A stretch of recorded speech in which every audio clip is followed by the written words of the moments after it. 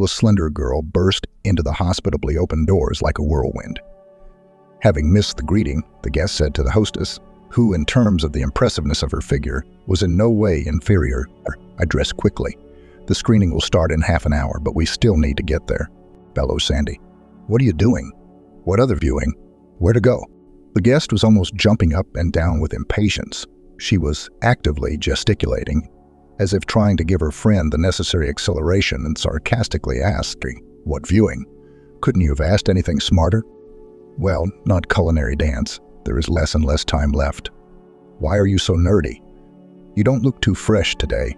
The hostess sighed and tried to explain the reason for her fatigue, and Sandy politely refused to participate in the dinner. "To be honest, I'd rather rest at home. Something is not going to improve my grandmother's health. In the morning, my blood pressure went through the roof beyond all the indicators in my memory. Even an ambulance had to be called. Just recently, the therapist came and wrote a bunch of tests that need to be taken to the mobile laboratory tomorrow. I'll call Grandma so that I don't have to go to the clinic." "So, Sandy, let me wish you good luck and keep my fingers crossed for you." The guest twisted her head, showing that she was thinking about her interlocutor. "Why, Victoria, do you want to set me up? I sent a video of our pair performance to the preliminary selection after I received a message that I liked the dance. I submitted an official application for participation in the dance duet section. A duet is two people. If I suddenly appear on stage alone, then maybe the jury won't look at my number. Urgently looking for a partner is also a dubious undertaking." Thread did not hold back her indignation and directly asked her friend, "Shouldn't you have asked me if I wanted to perform and fight with my opponents for unknown reasons?" Seeing that Victoria did not give in to flattery, Sandy changed her tone. "Victoria, please, please, please, please. I don't ask you for anything very often. You will carry out our signature program perfectly, even if you are woken up in the middle of the night.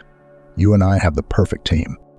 I simply cannot find another such talented partner, even if I search for several years. Moreover, we have a little more than an hour before the start of the screening." Hearing the girls' voices, an elderly woman came out of the room and greeted the guest. "Sandy, good afternoon." "Hello, Irene." Victoria perked up. "Grace. Grandma, what happened? You feel bad?" The woman shook her head. "Everything's fine." "Victoria, did you hear that? The doctor said that we need to move little by little if the pressure is more or less within the normal range. I'll go to the kitchen now and put some tea on." The guest decided to influence her friend's grandmother. "How are you feeling? Maybe I should run for some medicine while Victoria gets ready." Conscience smiles. "There is no need to run anywhere for medicine. I have everything I need. Sorry, girls, but I accidentally heard snippets of your conversation but didn't listen. So you better answer. Where do you suddenly need to take Victoria out so urgently?" Sandy's voice sounded pitiful, almost in tears. "Naughty to watch a dance competition. For me, it's practically a matter of life and death." Victoria. The woman looked carefully at Sandy, who folded her hands in a pleading gesture, turned her gaze to her granddaughter, and, looking into her eyes, asked, "No, son, perhaps it would be better for you to rest. I completely tortured you. So, girls, let's go have some tea. Surely this will not be the last competition that will be." Sandy knew very well that it was useless to argue with her friend's grandmother. The girl obediently kicked off her shoes and headed to the bathroom to wash her hands. However, whipping the fragrant foam in her palms, the girl did not stop coming up with arguments that would still help force her friend to join her at the competition. Seating decorously at her long-established place at the table in her best friend's house, Sandy again turned to her grandmother. "You see, this competition is not the most ordinary and passable. Winning it will be a chance to completely change your life. Understand that although the competition is regional, the winners will get a ticket to the capital. To be honest, I understand that at the qualifying stage, you need to shine so much in order to distinguish yourself from the crowd of talents. And then training will begin, and during it, it will be possible to polish the movement almost to ideal. The main thing for me is to pass the first round, but without help, it will be much more problematic. Moreover, I submitted an application for a duet performance. I confess I didn't consult her. It's my mistake, I admit, but I acted with the best intentions. Yes, at least you could ask my opinion on the phone. You and I are constantly in touch, and you haven't even hinted even once. feeling that her friend was not angry and was only grumbling because she was a little vulnerable with her unauthorized decision to participate in the competition. Sandy continued her persuasion. "Willing understand, Victoria will not lose anything if she goes to this viewing for pleasure. If he doesn't get excited about the idea and doesn't want to compete anymore, then he may not continue to participate in the project. I promise that after successfully passing the qualifying round, I will not insist on anything. I'm ready to swear on anything. I just wish I could pass the selection. Please let her come with me. Look, she already looks better." A blush appeared on my cheeks after tea. Assistant Sandy knew how to persuade. Victoria trembled and, looking at her grandmother, asked, "Are you really feeling well, or are you just trying to calm me down?" The woman smiled. "I'm actually fine. Go, my soul. It's time to unwind." Sandy clapped her hands and ran up to hug her friend's grandmother. "May, thank you. You are super. The coolest grandma in the world." The woman smiled. And while her granddaughter was getting ready, began asking the guest about the well-being of her family. Soon Victoria announced to her friend that she was ready, and the girls headed to the casting. They decided not to spend money on a taxi. On the way to the venue of the competition, Victoria involuntarily thought that, no matter how you look at it, it couldn't have happened any other way. After all, how could she refuse her best friend, with whom she has shared joys and problems in half for more than half of her life? The girls met at a children's sports camp. They were in different squads and hardly communicated, but after going through a funny situation, they became best friends. It was the passion for dancing that first became the reason for intense competition, and later brought them closer in terms of wealth. The girls' parents were at about the same level and could afford to pay for an expensive hobby. Victoria and Sandy trained in prestigious choreographic studios in the city, but in different areas, and went to training with sincere pleasure. During their summer vacation, both girls missed their favorite activity. So when the camp announced a talent competition, they decided to participate. Of course, each of them was preparing to perform a dance number. The camp management provided a place for training to everyone, of whom, however, there were not very many. The time when a separate one-story building with a hall and a stage was opened was limited, so inevitably the participants knew quite well what their rivals would focus. It cannot be said that Sandy trained in her choreographic studio somehow, but she jealously noted that when performing some elements she was far from Victoria. In addition, the opponent trained with complete dedication. Even outside of rehearsals, Victoria was lost in her thoughts. She walked along the paths for a long time, then stopped, wrote something down in a small notebook and moved on. No matter how hard Sandy tried, she couldn't see what Victoria was recording. The day of the competition came very quickly. There was literally no empty space in the hall. After all, to be honest, there wasn't that much entertainment in the camp. According to the draw, Victoria got to perform immediately after the magician, who opened the parade of talents. Having entered the stage, the girl brilliantly began her performance to a song well known to everyone. However, as soon as the first lines of the second verse were heard from the speakers, the music stopped and silence fell in the hall.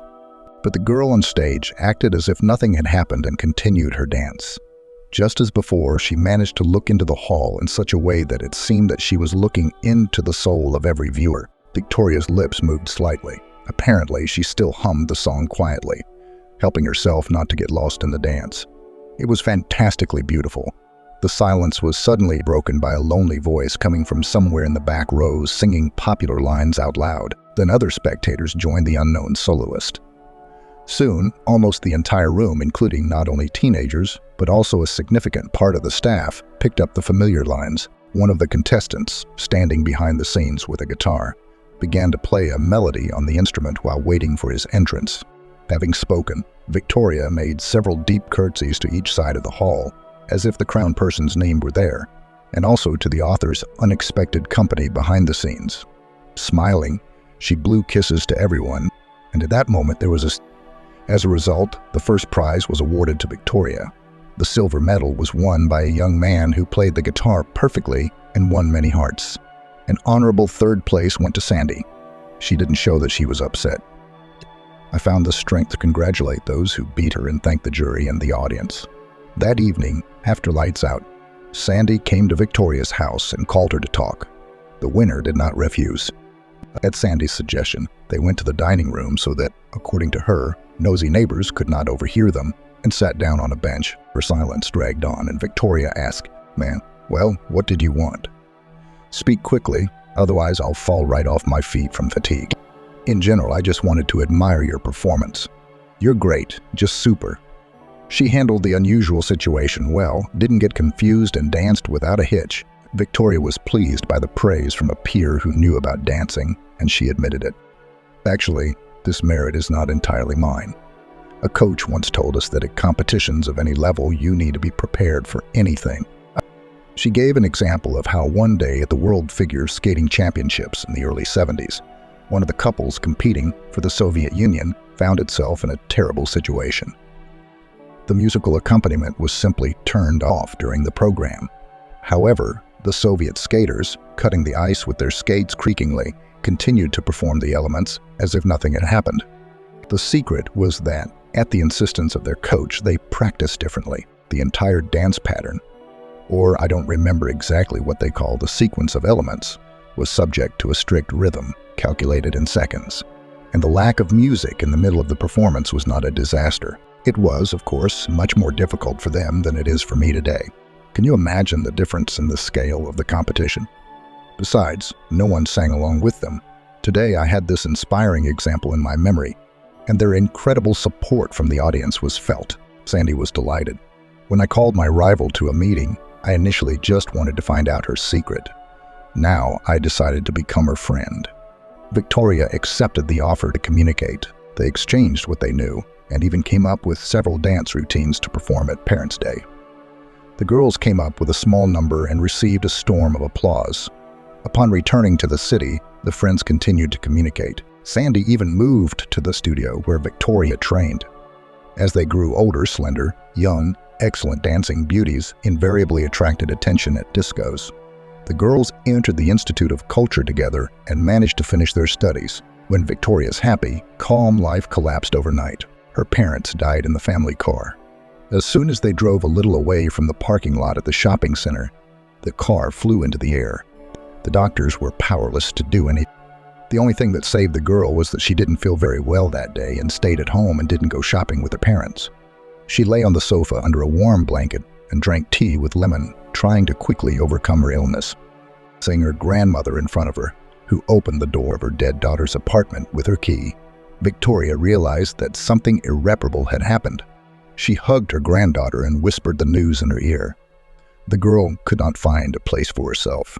It seemed to her that if she had gone with her parents, she would certainly have noticed something was wrong and prevented the death of her loved ones. She tried not to upset her grandmother, but sometimes tears would fall from her eyes as soon as anything reminded her of her parents. During that terrible period, Sandy became a real support for Victoria. She literally moved into the apartment where her friend Sandy moved after the tragedy and did not allow her to leave in grief. She lived there, almost forcibly took her to college, forced her to at least eat something. To the surprise of many neighbors, the perpetrator involved in the massacre of Victoria's parents was detained. Moreover, the main merit did not belong to law enforcement agencies who, as if someone had issued a directive not to be too active in the search for the criminal. The grandmother spared no expense in ensuring that not only the murderer, but also the person who ordered the massacre of her only adored daughter and son-in-law, whom she, contrary to popular folklore, respected and loved, was punished. Eileen sold her jewelry and diligently protected her granddaughter from the details of the investigation and legal vicissitudes. She seriously feared for Victoria because her psychological state, even 6 months after the tragedy, was deplorable. As soon as the girl approached the house where the apartment was located, where she lived with her parents, she began to become hysterical. Victoria could not forgive herself for being alive. The girl flatly refused to return to where she was once happy. Irene didn't insist. It was not easy for her herself, but alone she would probably have simply lost her mind. Her granddaughter and punishing criminals became her anchor for maintaining her sanity, but Victoria held on partly because of her grandmother. And with the help of Sandy, she tried to continue living in a new reality. The financial situation has noticeably deteriorated, and Irene, after much deliberation, arranged a home council with her granddaughter's girl. I understand that we have a difficult conversation ahead, but I won't make important decisions without you. I know that they don't throw away apartments, but I honestly feel sorry for renting them out. I'm afraid that instead of money, we will end up with devastation. How do you think? Grandma, you're right. It's too hard for me to be there afterwards. I still can't find a normal job, and I'm already ashamed to sit on your neck. The woman hugged her granddaughter tightly, glad that she did not cry. During a short but emotionally difficult conversation, the whirlwind with the sale of my daughter's apartment began. Throughout all the tragic, difficult days, when the woman was wandering around the city trying to get justice and resolving other issues, Sandy supported her friend. She even tried to drag Victoria to all sorts of entertainment events. It was no use. However, Victoria knew that Sandy met some guy at one of the discos where she couldn't get her out. And now, having made sure that her friend was in relatively normal condition, she spent all her free time with him. Victoria felt offended that Sandy seemed to be hiding her boyfriend from her, but she understood everything after another serious conversation with her grandmother. Somehow she spoke. "My girl, I know that you very suddenly had to grow up, but that's how fate decreed it. In general, this is not what I wanted to talk about now. The fact that you start seeing each other less is inevitable. One day this was bound to happen. You can't be close to her everywhere, otherwise it's something abnormal. Don't be offended that she doesn't introduce you to her boyfriend. This is quite easily explained. That's the way the world works, is that love is always placed above friendship," and Victoria objected indignantly. "So I'm not going to take Sandy's boyfriend away." My mother smiles. "I didn't think so. Sandy probably doesn't suspect you of any bad intentions either. However, she instinctively tries to spend more time with the guy and doesn't interfere with you in her meetings so as not to scatter his attention. And are flighty people. Not all, of course, but alas, very many. So I also want you not to be offended in vain and not to be too trusting. I didn't tell you, but you have the right to know. Your parents, as it turned out, were dealt with by people whom they considered good friends. Just remember that you can only trust yourself completely, unconditionally, and completely. Must be especially careful when you love. Happiness appreciates silence. The less you brag." Victoria nodded, listening to her grandmother. Everything fell into place. The resentment against my friend evaporated like raindrops from hot asphalt. Victoria really carefully remembered all the words of her only loved one. The girl always admired her grandmother, and now she was a little ashamed that she had left her beloved relative unattended. Of course, now having almost reached the desired stop, it was stupid to turn back. All that remains is to perfectly fulfill your friend's request and return home quickly. Scraps of triumphant, sad, and instructive memories managed to flash through Victoria's head while they were on their way to the casting. Even before arriving at the place, the girls' thoughts were interrupted by Sandy's enthusiastic monologue, which was anticipating success. "Very soon we will receive our diplomas, and then, hello, new life in the capital. The prospects will be better than in our dense city." Victoria thought that she was already accustomed to the ambitions and spontaneous actions of her best friend, but Sandy managed to surprise her, and she objected to the good name of her small homeland. Something happened that had never happened in many years of friendship. Sandy was embarrassed, and in order not to respond to the statement, abruptly turned the conversation to the details of the upcoming performance. As we approached the venue of the competition, Victoria began to feel more and more apprehensive. Judging by the fact that the line to the old building, which was once a cinema, stretched like a thin snake for almost half of the long stop, two things became obvious. First, the competition looked set to be tough. Secondly, the casting was not organized in the best way. However, after the girls stood for about an hour among the same people who wanted to become famous in the field of dance, the line suddenly began to move much faster. When Sandy and Victoria finally got their moment to perform, the reason for the sudden acceleration became clear. They barely had time to perform a couple of movements when the man sitting in the center of the table with the jury shouted, "Great, just bravo, enough. Wait in the next room, we need to discuss the concept for the further development of the duet. There is water, tea, healthy sweets. Rest a little later and you will be invited for an interview." Victoria didn't care because at the insistence of her stubborn friend, she only agreed to participate at the very initial stage. But Sandy's hands were almost shaking. She was afraid to hear that the project did not need a dance duet. Victoria, feeling Sandy's excitement, quietly whispered, "It seems I have completed my mission. Now I can say that I refuse to further participate in the competition, so as not to take the place of girls who dream of getting into the project." Sandy's heart was relieved, and she entered the impromptu waiting room in a great mood, provided by the support of her best friend. Previously, when the building was, as planned during construction, a cinema, there was a cafe here. So, in a fairly spacious room where there were already about 15 lucky people, Sandy and Victoria easily found a place for themselves. The situation was nervous. A pretty brown-haired middle-aged woman, who was in charge of the distribution of provisions and kept order, smiled sweetly at the contestants, poured tea and water, offered sweets and something that looked like homemade marshmallows. Listenanimix, Victoria refused any treats. But Sandy, having politely thanked Zlata, as it was written on her jacket, decided to enjoy sweets and tea. Taking a sip of her drink, she whispered to her friend, "Why are you ashamed? The same Zlata is here, it seems to me, for a reason."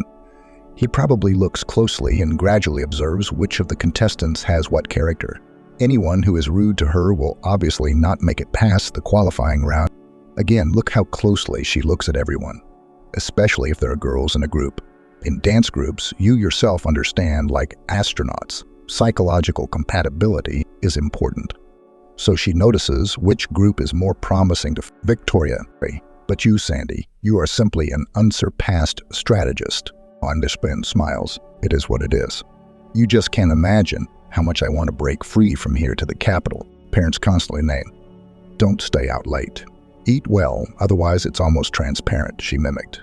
Victoria remained silent so as not to cry.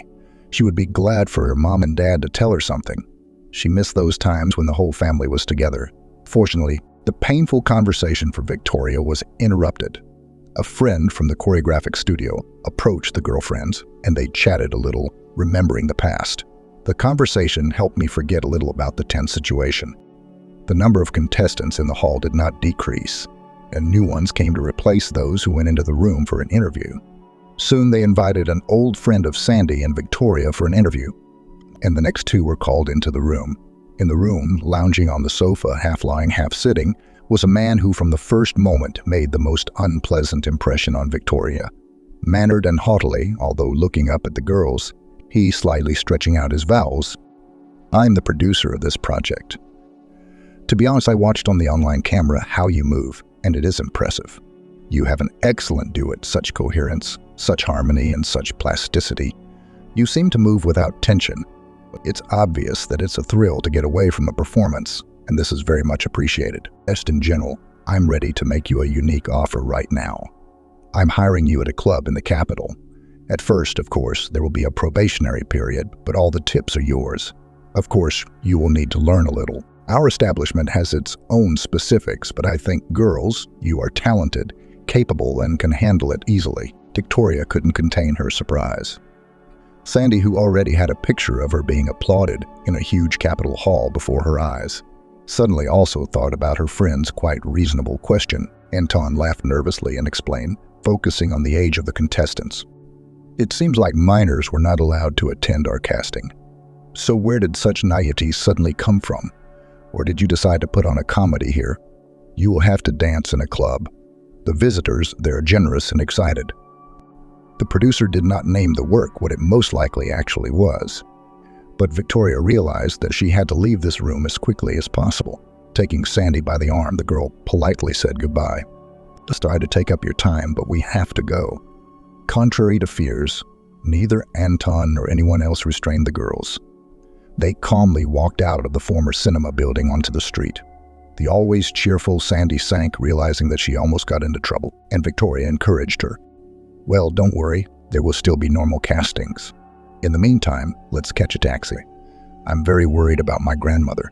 Sandy, who felt awkward, was inconvenient to refuse, although she planned to go on an extraordinary shopping spree to improve her mood. While the girls were riding in a taxi, Victoria asked, "Let's not scare my grandmother with the truth about this false casting. Let's just say it didn't work out. This is true in reality. She doesn't need to know the details." Of course, the friend immediately agreed. "I myself hate to think that they could deceive me so easily. I could check this company and the organizer." "Okay, now I'll be smarter. Thank you, Victoria, for coming with me." Victoria smiled at her friend, although, to be honest, she felt bad in her heart. For the sake of this exchange competition, she left her grandmother alone. And I would never forgive myself if something bad happened during this time. To the girls' great relief, everything was relatively fine with Irene. However, the woman promised her granddaughter that she would undergo a full examination in the near future. "Don't worry, I'll go through all the doctors." At the local clinic, the queue to see a cardiologist was scheduled 3 months in advance.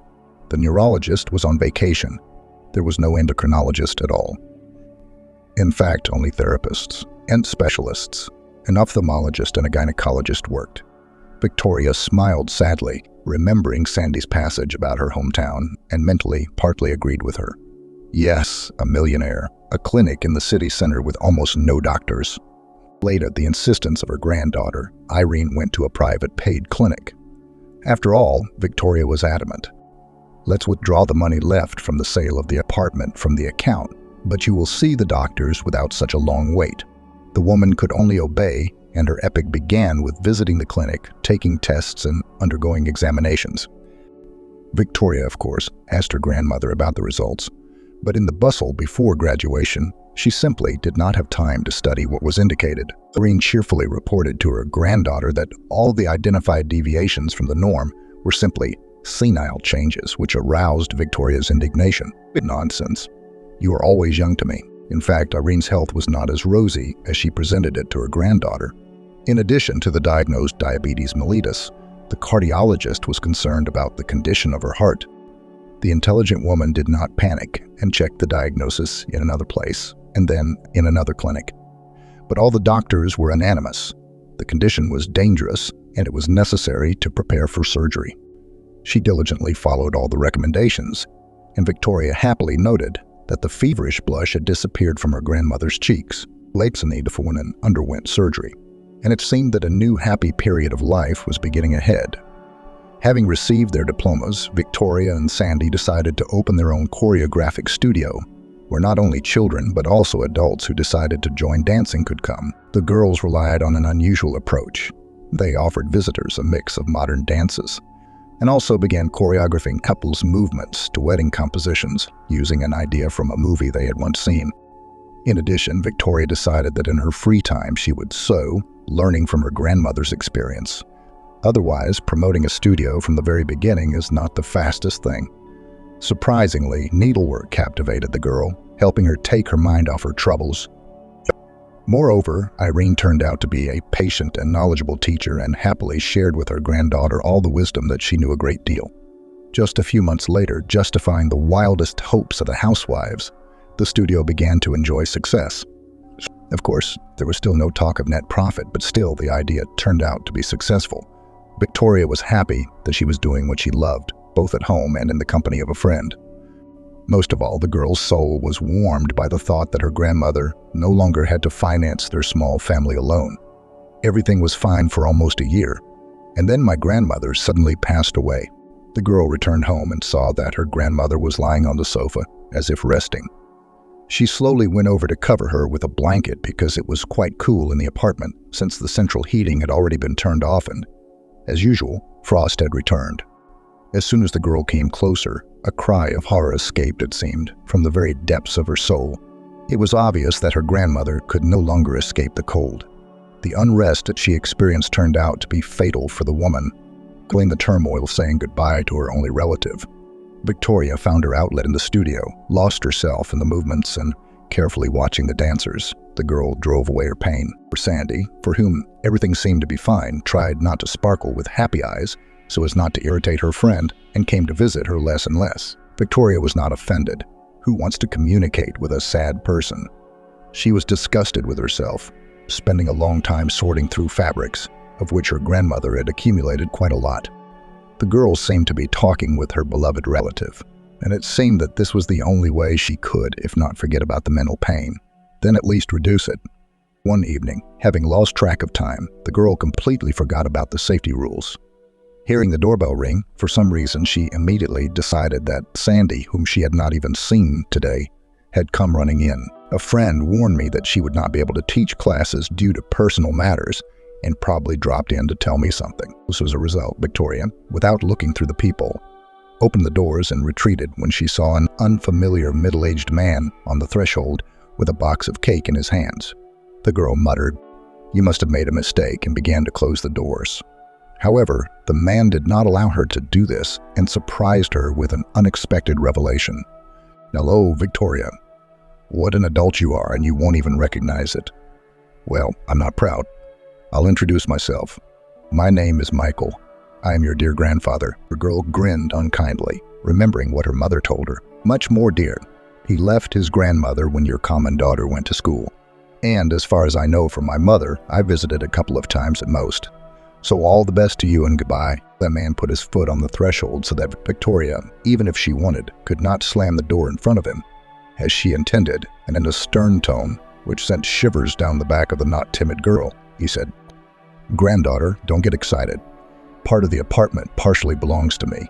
She most likely did not bother with this formality, the proud girl. "So, dear granddaughter, excuse me, move over and let me pass." Stunned, Victoria, using all her strength, managed to throw on the door chain and shouted to the visitor, "I'll call the police now, so you know." Mayan just grinned. "Yes, call as much as you like. It's even better that you make sure that I'm telling the truth. I'll also tell you that my granddaughter is the only one who won't let me in the door. I have a signature cake from the city of my childhood. Surely the police will like it." The man removed his leg. Victoria, slamming the door, locked it and froze in doubt. Indeed, will she call the police now? And what will she say? "Come, because there is a relative unknown to me at my door, but he doesn't threaten or attack."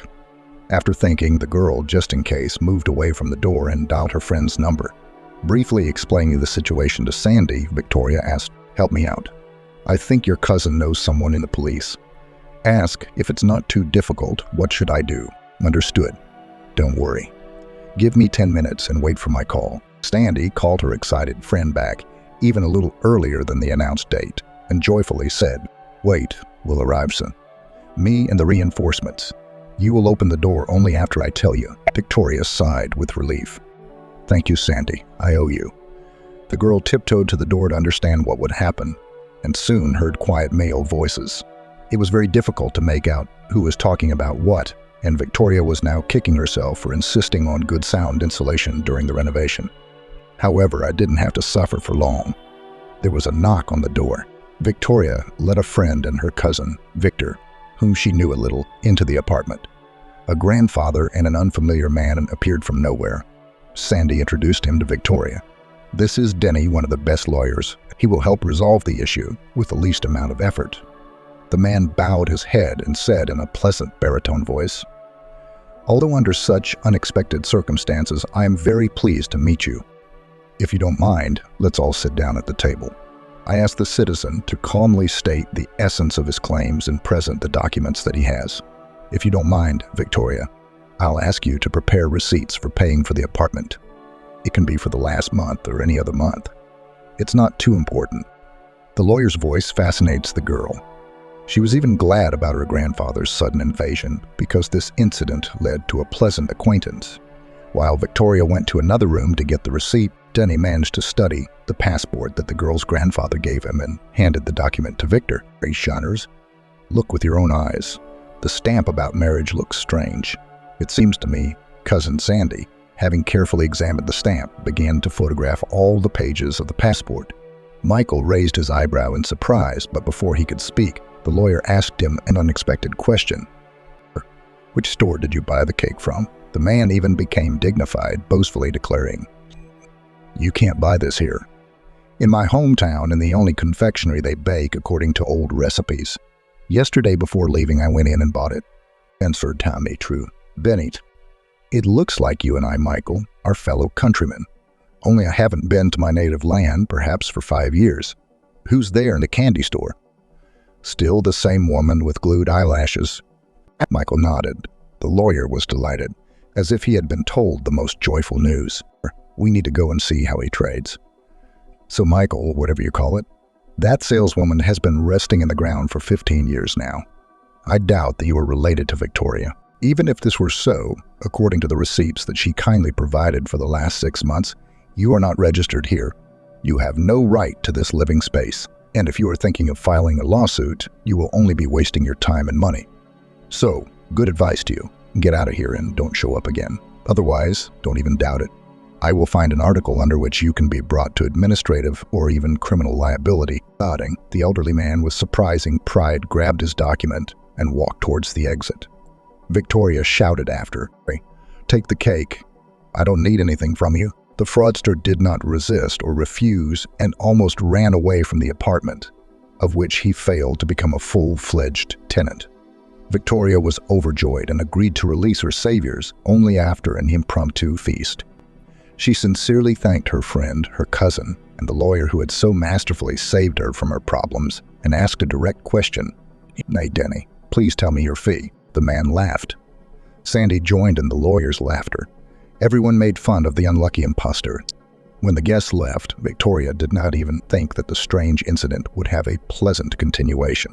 However, the very next day, Denny came to her in the morning, brought coffee and cake from a rather high-status coffee shop, explaining this is as an apology for not being able to try the cake yesterday. The girl thanked the lawyer and, feeling a little awkward, suggested having breakfast together. During the conversation at the table, Victoria had the feeling that she had known Denny all her life and that he understood her perfectly. They even had the same musical tastes, which was not the case even with Sandy, who could not stand either rock or classics. Victoria was not even surprised that communicating with Denny had become a necessity for her, a real addiction. Once, during another date, the man reluctantly, as if embarrassed, shared with the girl the difficult story of his life. He said that he was married, and after a divorce, he moved from his hometown, a modest city, to the metropolis where he once studied. "That's it, until I meet you.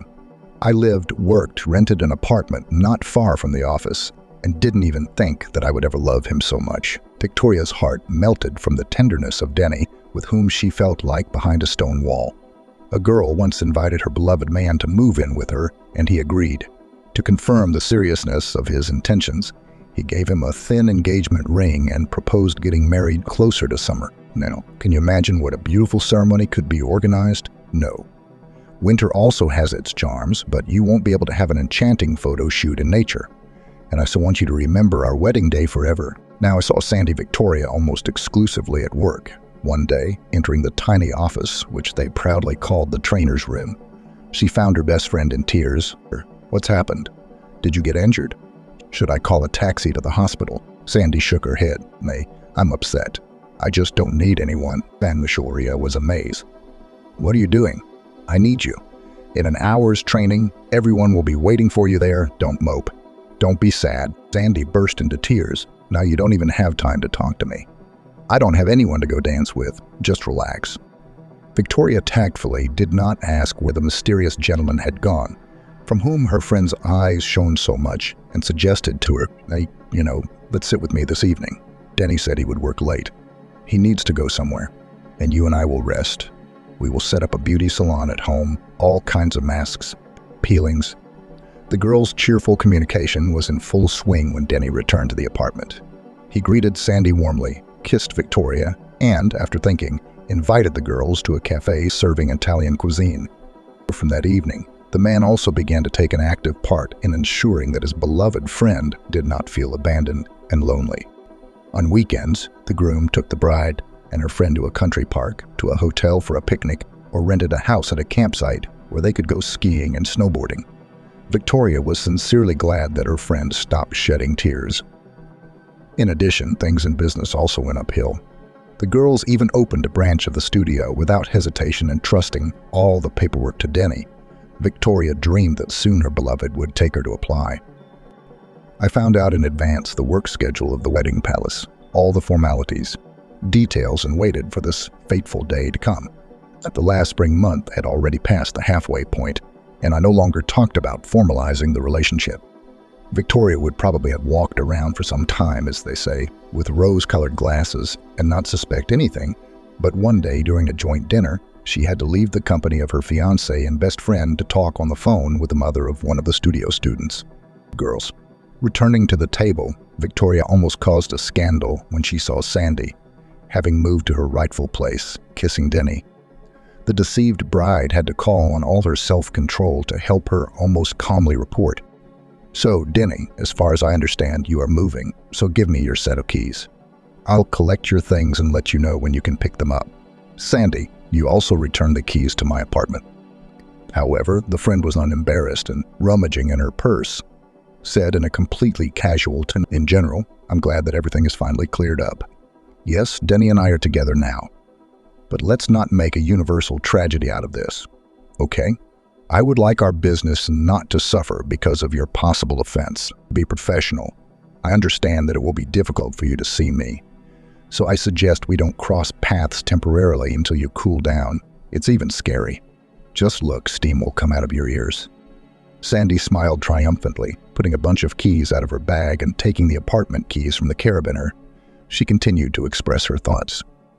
We'll divide the studios like this. The one closest to my home will be on me. You can safely conduct training in the branch. For rent, so be it. You will pay the minimum and you can take half of the profit that you make for yourself. The rest will be accumulated in accounts for future development. I think this is reasonable and fair. Victoria was surprised. Wait, Sandy, are you kidding me? Why do I suddenly have to pay rent and give away profits? I'm an owner just like you. Denny tried to calm down the girl, whom he had just not only abandoned, but also, thanks to her gullibility, deprived of a very significant part of his income. No, don't make a scandal. People are already looking at us. Kitten, understand this happens. Do not blame yourself. You are a wonderful person, a talented and beautiful girl. Everything will be all right. Let's remain friends. Pretendly. Let's build relationships in a civilized manner in new circumstances. I think you're being too dramatic. You, of course, as a coach and in dancing, have no equal. But in business, excuse me, you don't understand anything. Who, without looking, signed such papers as a general power of attorney, changes in statutory documents? The management of the business will be in Denny's and my hands. And you do what you do best. Show them how to dance. Victoria remembered that, indeed, without even reading and believing solely only Denny's oral retelling, she signed several sheets of paper and flared up. So, having actually knocked the ground out from under my feet, taking away the joy of doing what I love, you are also trying to look like a benefactor. Oh, what great fellows. But keep in mind that I will not give up. I will study all the documentation very carefully and will not allow you to wipe your feet on me. Grabbing her purse, Victoria ran home, not looking back at the calls to stop that the traders shouted after her. In the apartment, she running from one room to another, turning into the bathroom, into the kitchen, grabbed the Denny things she saw and threw them on the bed. Then she tied the corners of the bedspread crosswise and carried the unexpectedly heavy bundle to the door so that she could push it out the threshold as soon as her ex-fiancé arrived. Having finished clearing the apartment of Denny's belongings, Victoria rushed to study all the documents that were at home. The more the deceived girl immersed herself in reading, checking the meaning of terms on the internet if necessary, the greater her horror. Hearing how naive she was, how insanely gullible. How right the grandmother was when she said that you cannot trust anyone on condition. The girl could not imagine such a blow from Sandy, who she considered her best friend and her groom. Even in her worst night, and the power of attorney that Victoria gave to Denny played a very bad joke. The man, taking advantage of her boundless trust, legally arranged everything in such a way that the girl, in fact, had almost no rights to the studio. She was now not a co-owner, but an ordinary hired employee, and could not even arrange a vacation or set a convenient work schedule without Sandy's approval. Victoria, of course, could have quit even now, but she decided to try to work for at least a month in order to prepare an escape route, rent a room and organize a new studio there, luring a maximum number of clients. Victoria didn't even talk to Denny, who came to pick up her things. And as soon as the bundle with his things was on the landing, she hurried to close the door. Now going to her beloved Victoria's studio was like going to hard labor. A week later, the flow of customers decreased noticeably. Even regular students began to refuse classes. Victoria blamed herself, thinking that during training there was not enough courage, and that spark that ignites talent in people who are embarrassed to dance. But one day, one of the first visitors, who became a regular, opened her eyes to what was happening. It turned out that Sandy simply blatantly lures clients into her hall, not disdaining any methods. The most harmless lie of her ex-girlfriend was the supposedly random news that Victoria was going to leave, and therefore, of course, she had no time for class. Thanking her for the valuable information, the girl said goodbye to the visitor and went to the trainer's room on weakening legs. I wanted to grab my things quickly and, once I got home, unwind to my heart's content. However, she decided first of all to write to her ex-friend that she was quitting, and she immediately fulfilled her intention. The response message that came to the messenger on her phone completely unsettled Victoria. The photo showed a vignette-style invitation to the wedding of Sandy and Denny with a mocking column +1 before the girl had time to catch her breath. Another message came. We really want you not to be angry with us and share with us the moment of our joy. The dress code is smart. Sandy and Denny. Victoria was shocked. What did she do to humiliate her like that? Why are the people she considered her support now pushing her into the abyss of despair? Was she really that deeply mistaken about them? The girl didn't know what to do, but she clearly understood that in such a state, under no circumstances could she be left alone. You need to be somewhere among people so that sinful thoughts about the most terrible way to solve problems do not enter your head. The girl went to the nearest park. There are a lot of people there, and at the same time, no one invades your personal space. If Victoria's state of mind could influence nature, the leaden gray sky would be struck by lightning. People trying to quickly hide from the bad weather would be whipped in the faces by stinging rain. Gusts of wind would tear down the tents of installed street cafes. But everything was almost exactly the opposite. The mood of one unfortunate, humiliated girl did not change anything. The sun was shining brightly in the sky. Young greenery on the trees provided a pleasant, rich shadow, and the park looked great. The unknown florist clearly did his best to create a magnificent landscape and did everything with his soul. The park was much more comfortable than Victoria remembered it, and she sat down on a bench to try to detach herself from all the worries that almost brought her to the bad edge today. She felt as if she was performing on stage and the music disappeared again. Only this time the girl had no idea what kind of dance she was performing or what kind of melody she was playing. All that was left was to freeze in confusion and desperately try to figure out what to do next. Right in front of the place where the girl settled down, there was some kind of late variety of tulips, which looked, if not winners in life, then definitely the owners of the flower beds. I wish I had their self-confidence, Victoria thought, and her thoughts were suddenly interrupted by a male voice. Why are you shedding tears? Victoria, who did not notice how she began to cry, was not going to talk to anyone and did not answer anything to the curious stranger. He left, but soon returned and sat down next to the sad girl. In each hand of the stranger there was a bowl of ice cream and a fluffy cloud of cotton candy. The man began to explain patiently in order to stop the girl, who was about to jump up and run away from him. Don't be scared, Victoria.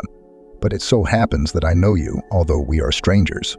I work for a private investigator who, on behalf of your grandmother, worked to uncover the murder of your parents. Since we were seriously afraid that the scoundrels would use all means to influence the course of justice, my boss instructed me to keep an eye on you secretly. So we can say that you were my ward for several months. The girl looked closely at the man. Perhaps he had once flashed nearby, but she could not be sure of this. The stranger smiled and introduced himself. Me, Simon, employee of the private agency's secret. After meeting, the man handed Victoria a cone and cotton candy, explaining, in the movies they said that ice cream seems to make you more fun, but I thought maybe your throat hurts. So I took some more cotton candy. For example, I simply adore her. Victoria was in a bad mood and she answered Simon not too kindly. You can enjoy it. I try not to eat any of these types of sweets. The man smiled. Well, there is no way. True, I can't eat that much myself. Wait, now I'll treat those boys who are counting change at the kiosk, and I'll be back. Without knowing why, Victoria obeyed and waited for Simon.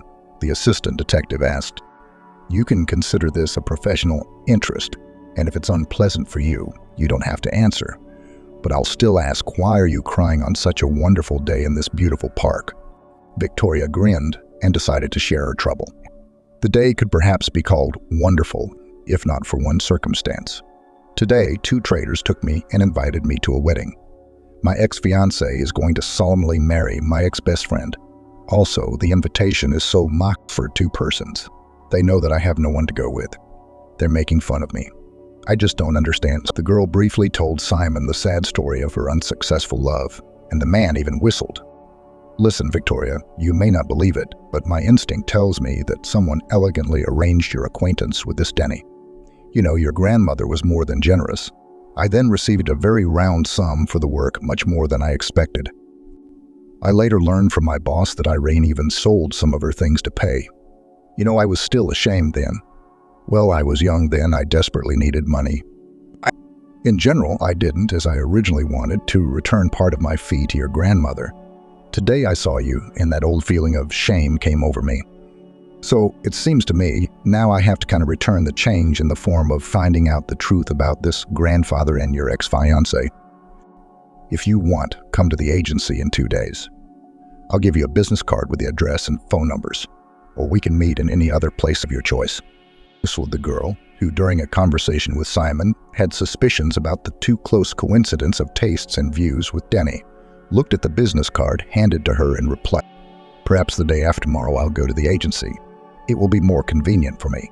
Victoria walked home and thought, indeed, how strange her acquaintance with Denny had developed. The man seemed to know the unmistakable path to her heart. He even used the perfume exactly the way she likes it, with a top note of lemon and a long-lasting sillage. After all, this is not the most obvious choice at first glance for a serious, successful lawyer, as Denny seemed to be. In addition, several times Victoria noticed that he frowned contemptuously when she danced to the tune of her favorite rock band, although he claimed that he adored their work.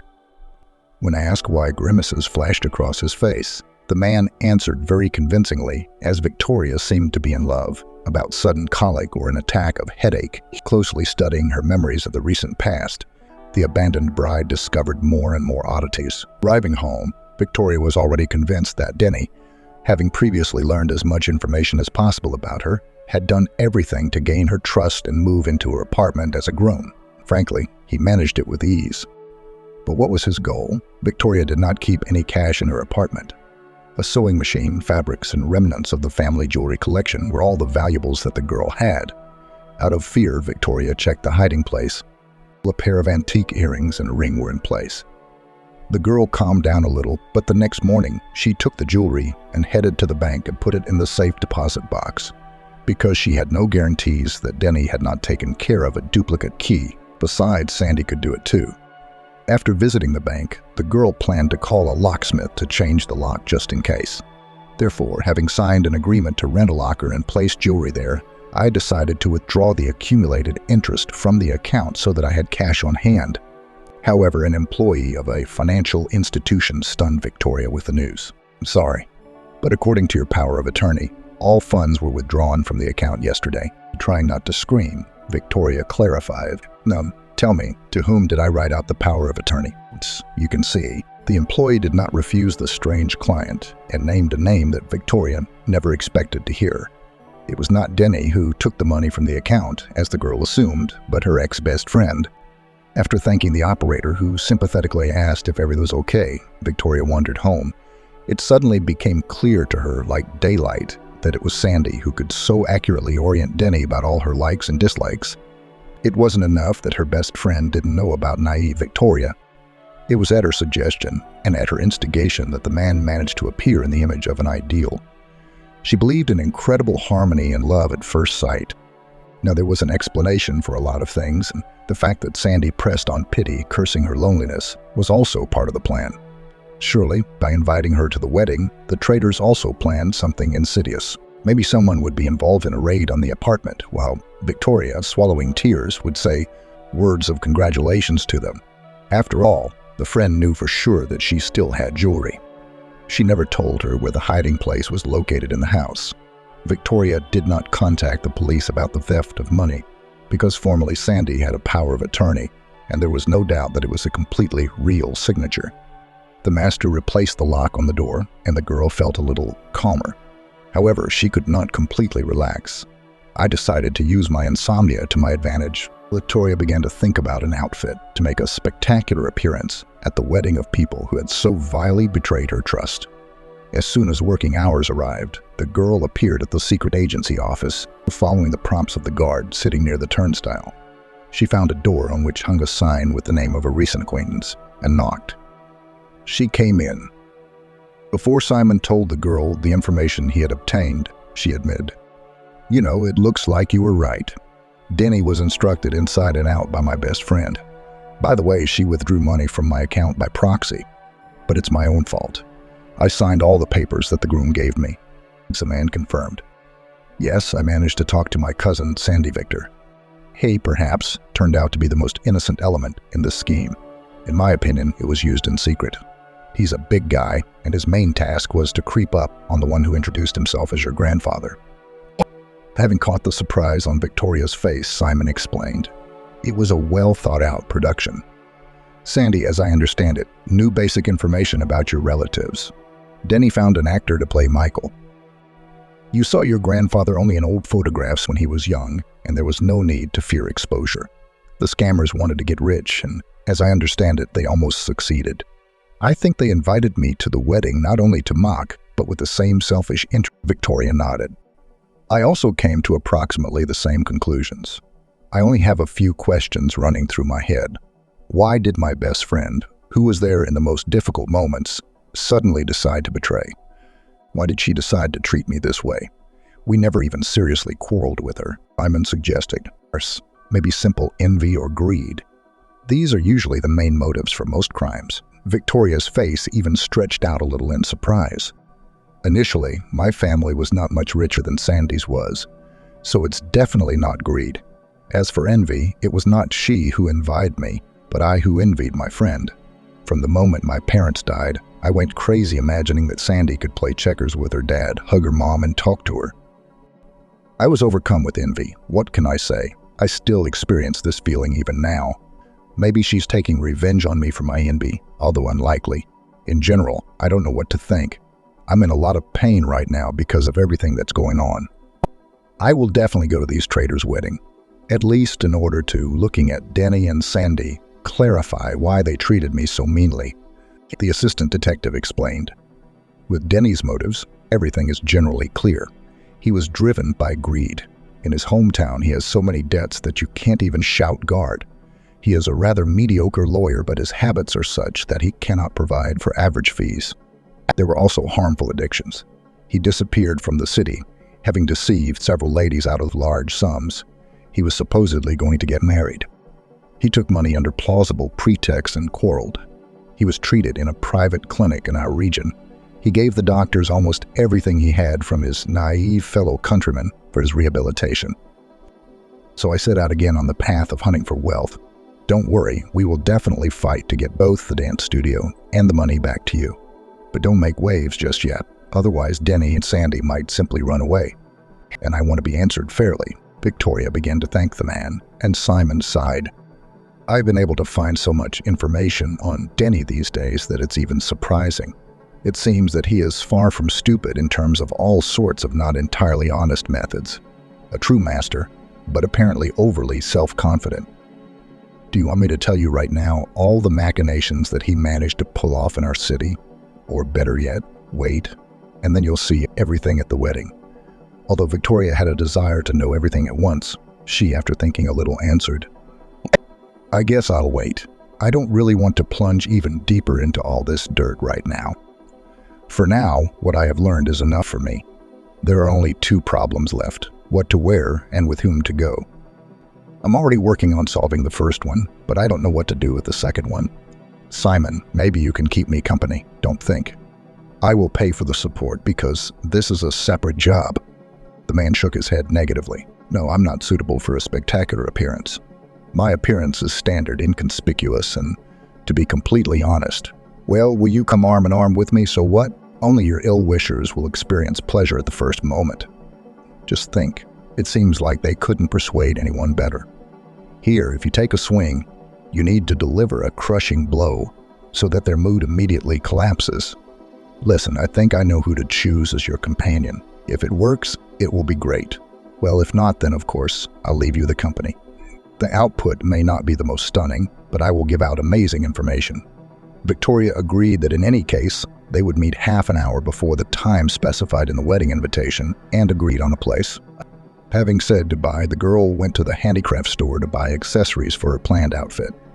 She only had 2 weeks to create the stunning dress. The time period is not the shortest, but the idea was not too simple. Victoria was nervous and pierced her fingers with a needle several times until it bled. In order not to burst into tears from resentment and pain, the girl recalled her grandmother's words that, according to a sign, a thing sewn with such incidents would definitely turn out perfect. The girl didn't have to rush to work and she missed her classes, but she was not going to bow to Sandy and ask to come back. Victoria was warmed by the idea that, quite possibly, the studio would soon be in her possession again, although her gullibility was already failing her. The girl believed that Simon would be honest with her. On Denny and Sandy's wedding day, Victoria looked truly dazzling. It looked like a spark of flame both in color and vague associations.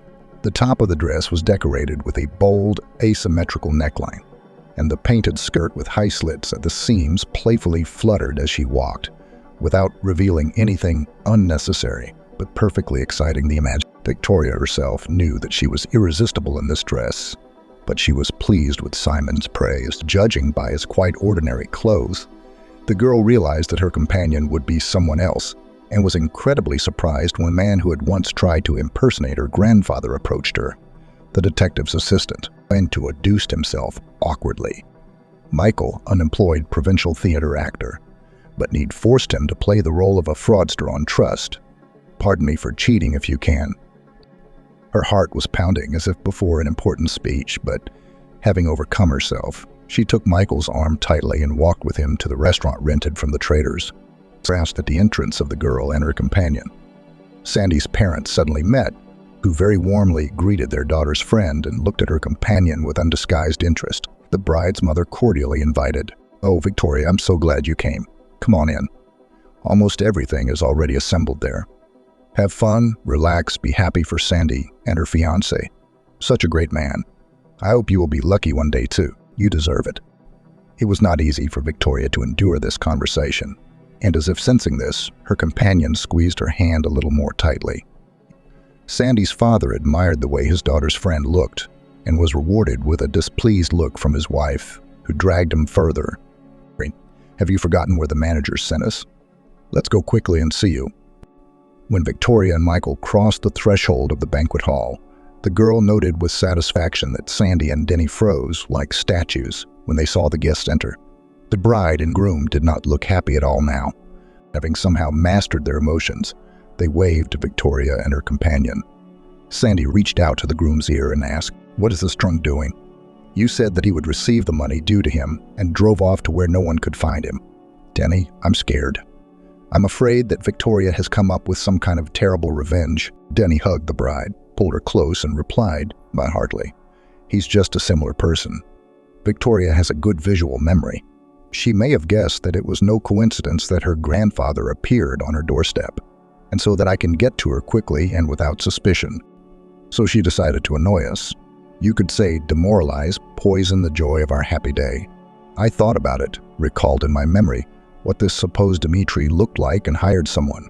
There are plenty of actors in the country dreaming of an easy way to make money. So relax, Sandy." Victoria and her companion tried to behave as if nothing had happened, and in no way stood out from the rest of the guests, either by excessive joy or even more so by gloomy expressions. Thanks to the lady manager, they almost instantly found their table and sat down decorously, waiting for the start of the holiday, which promised to be very unusual. Victoria was pleased to note how worried Sandy was looking at her, and, meeting her gaze, she smiled as sweetly as possible. She had absolutely no idea what kind of surprise Simon had prepared and was in anticipation of what was promised. At the signal from the manager, Sandy's parents brought a huge pie into the banquet hall, and the fun began in full swing. The guests congratulated the newlyweds in every possible way. The bride's parents sang a duet. The groom's aunt arranged a long presentation of small souvenirs accompanied by rhyming lines. Victoria became more and more worried, but Michael calmed her down, and when the manager announced their turn to congratulate the newlyweds, the man quietly whispered, "Victoria, our way out. Give me the right to speak and listen, and be glad that you found out about the real essence of your ex-fiancé in time." Victoria's companion, carefully supporting her, took a place in the middle of the hall. The experienced actor didn't even need a microphone. His well-trained voice, surprisingly, did not lose its sonority after many years of libations, was heard in all corners of the hall. "So, ladies and gentlemen, Madame and Monsieur, I suggest you pay attention to the screen." The manager turned off several rows of lamps, and the room became much darker. Suddenly, to the sounds of Mendelssohn's March, racy footage began to appear on the screen, showing the groom with other women. Michael accompanied the changing images with brief information about the names of the groom's beloved. Having come to his senses, Denny tried to shout down the unexpected guest and convince everyone else that the image on the screen was a photo montage, but the seed of doubt was sown. Sandy seemed completely unaware of her fiancé's loving nature, and after the photo of Denny and Victoria's company, shots of herself flashed, and then the unusual movie continued with the participation of other ladies. She slapped the groom in the face and began to shout at him, not embarrassed by those present. "You bastard. You said that we would deceive Victoria and live happily ever after. He persuaded me to help take the dance studio away from her. And then you got involved with me just for the sake of profit? How could I not have thought to follow you? I decided to have a wedding. And then what were your plans? Run away with the donated money and squeeze the business away from me too. Hate you." Finally, the display of the wrong Denny on the screen ended. The lights came on, and Simon entered the hall, accompanied by police officers, explained, "Unfortunately, the holiday will have to end.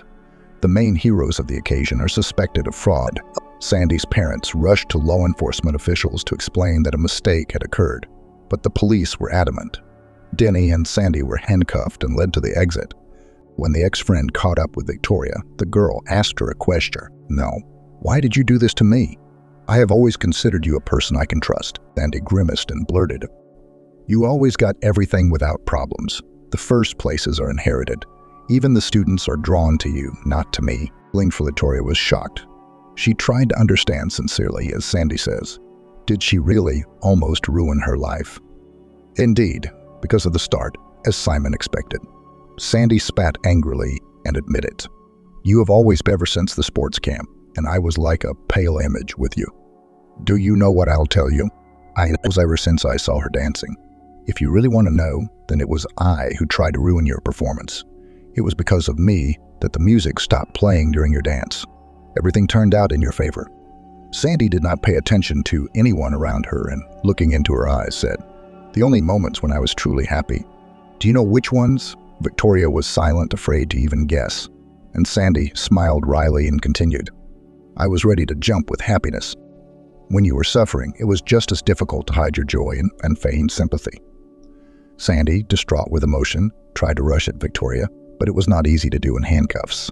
The police took the detainee further. Ling So-Ford remained standing in the middle of the hall.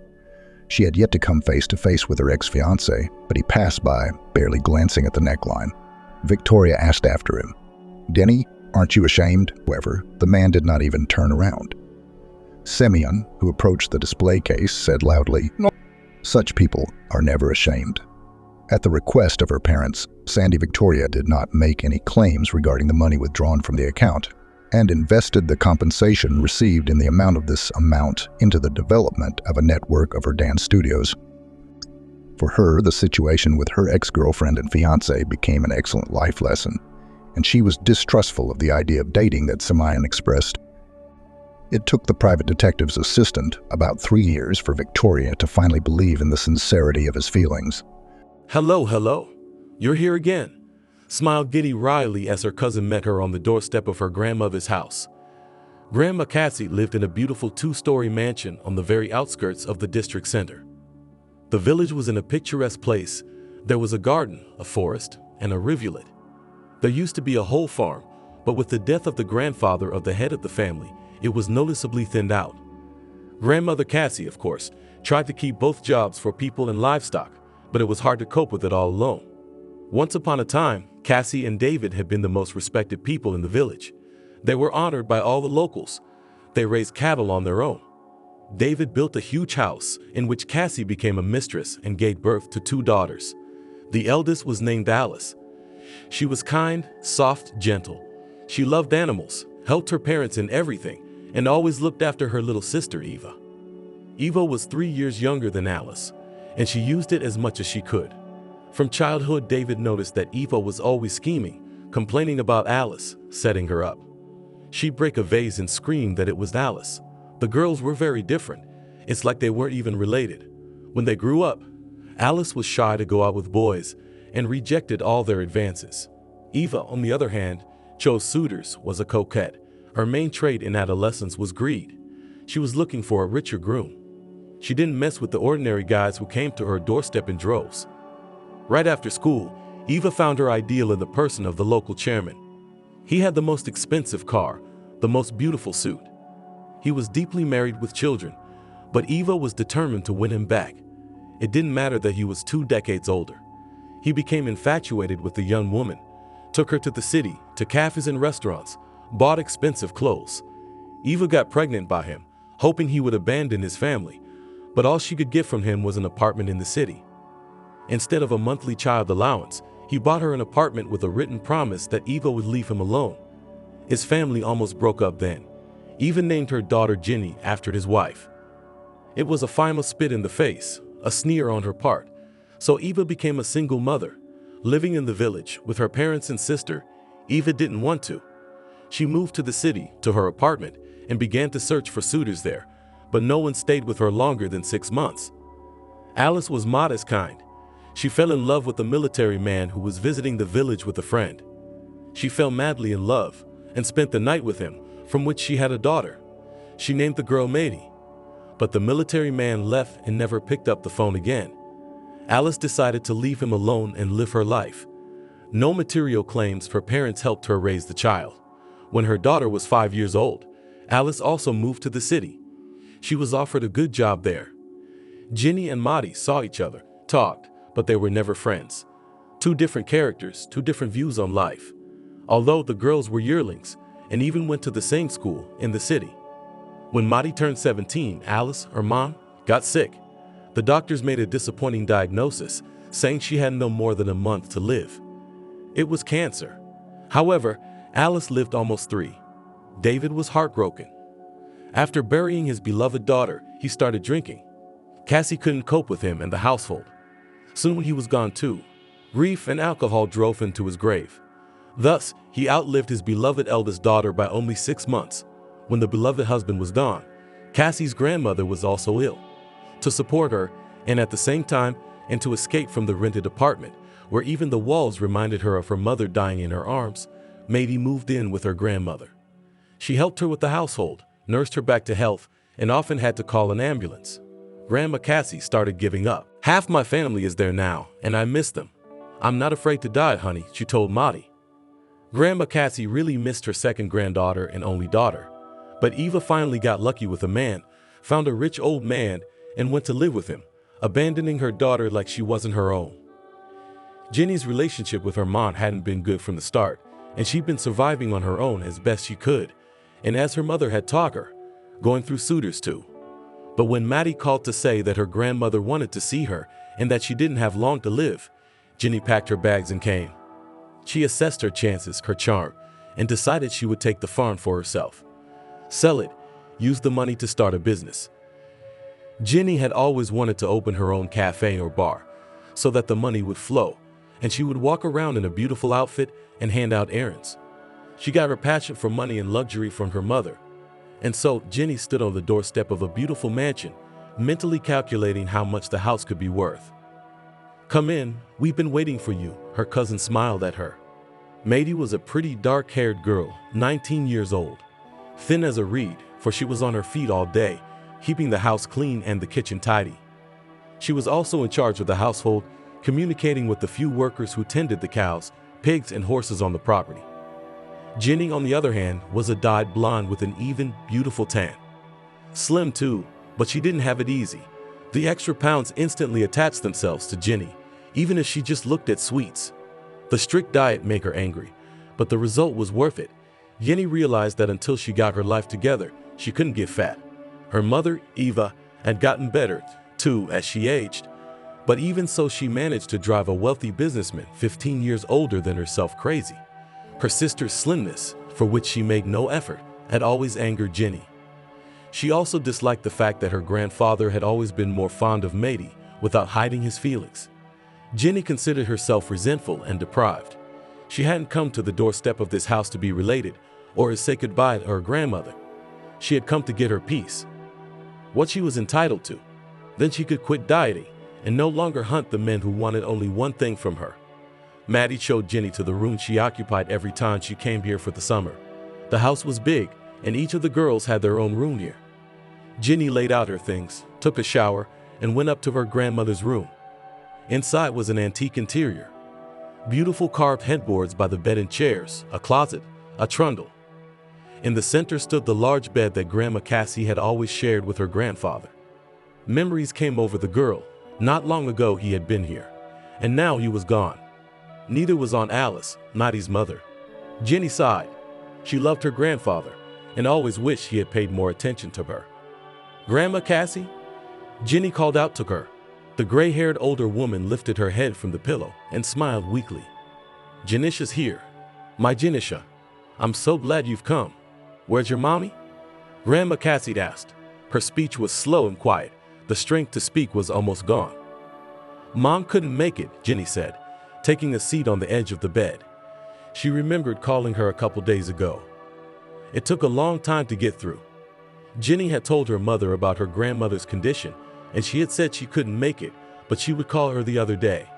After talking to her grandmother, Jenny went downstairs where her sister was working on dinner. Outside the window, the weather was nasty fall weather. Jenny felt like the whole world was against her.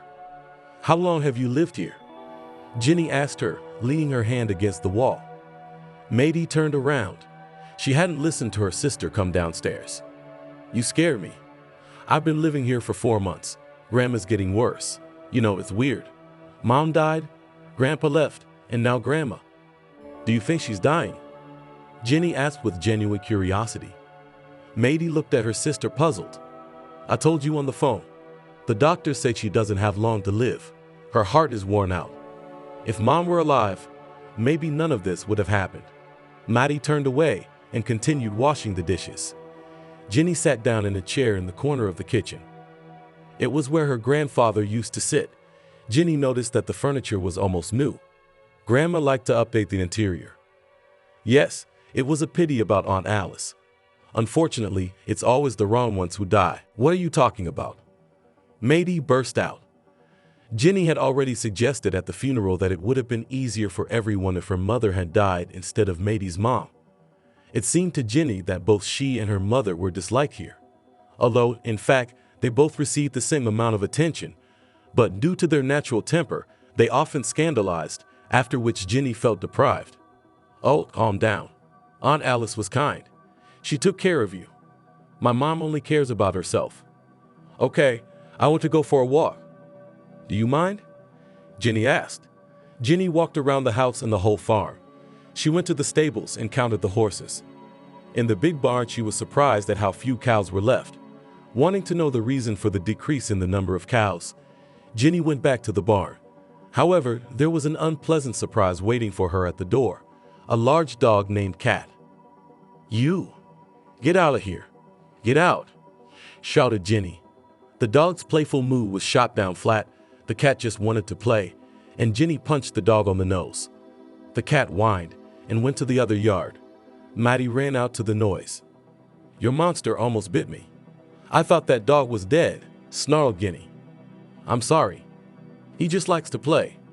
"Not mean at all," smiled Maddie. They found the kitten with Jenny a few years ago when the girls were still in school. A neighbor had taken it to the river to drown it, and it had escaped. It had a pathology, a limp. The neighbor thought it was a defective puppy, so he took it to the river. Maddie caught the puppy and held it in her arms. Just then, a panting neighbor ran up to them. He had been looking for the dog in the woods, afraid it would come running back to his yard. "I'll drown him. He's limping." "I don't need that kind of protector," he said, and snatched the dog out of the child's hands. Maddie was not bold and determined. At this moment, she could not stand it and screamed. "No, don't you dare. Give him to me. I'll feed him myself." Maddie took the puppy from her neighbor. "Your grandfather won't let you. He doesn't like dogs." "A cat person," the neighbor concluded. He knew this because there were no dogs on the farm. The neighbor had offered to get him a puppy many times, but Grandpa David had refused. But there were plenty of cats on the farm, a dozen. There was plenty of milk, and the owners were happy to take in lost and foundlings. Maddie won the puppy back. "Throw it away. Don't wear it. Grandpa won't let you keep the dog," Jenny repeated to her neighbor. "Then we'll call him a cat." "Cat. That'll be his name." Maddie kept the puppy in the farthest shed. Every day she'd say, "I'll get food for the cat." And Jenny giggled because the grandparents thought she was going to feed some cat, not realizing they had a dog named Cat. The truth was revealed when the grandfather heard barking. The cat had settled down on the farm by then and felt at home in that barn. "Who's that barking?" he asked him sternly. "It's Cat. Cat, his neighbor drowned him and I saved him. He's limping. Don't kick him out," Maddie begged. Jenny watched from the sidelines. She was waiting for her grandfather to kick the dog out, but he took pity and let the dog stay. "Let there be another watchman to help pull," Grandpa smiled. Jenny thought then that if she had brought the dog, Grandfather wouldn't have allowed it. It seemed to her that Maddie was so pitiful and submissive precisely to control everyone around her. The next morning, Jenny woke up around 8 in the morning, decided to make her grandmother happy with breakfast. She had to start making her feel comfortable. She obviously didn't have long to stay, and that time could be tolerated. For the sake of a house like this, she certainly could. Jenny cooked a simple porridge with milk, made tea, and went up to the second floor with a tray. As she entered the bedroom, she saw that her grandmother was already awake. "Good morning, Grandma. And I made you breakfast with delivery right to the bedroom," smiled the beautiful blonde. "Good morning, sweetheart. Maddie and I have already had breakfast. We get up early, 6 a.m. in the summer. We get up even earlier. Maddie feeds the ducks, helps us get the cows out. I'm used to getting up early, you know." Jenny tried not to show her displeasure, so she put the tray down carefully and sat down on her grandmother's bed. "I guess I'll have breakfast on my own then. Here with you? I've missed you so much." Jenny ate her porridge and drank her own tea, talking about her life in the city where she worked, talked about her mom. More complaining. Jenny had had grudges against her mother since she was a little girl. Deep down, she realized that she was only a means to an end for her, not a desired child. After all, for her birth, the local chairman had bought them an apartment. Toward lunchtime, Jenny met Maddie. She was working in the yard, sweeping. "Why do you do everything yourself?"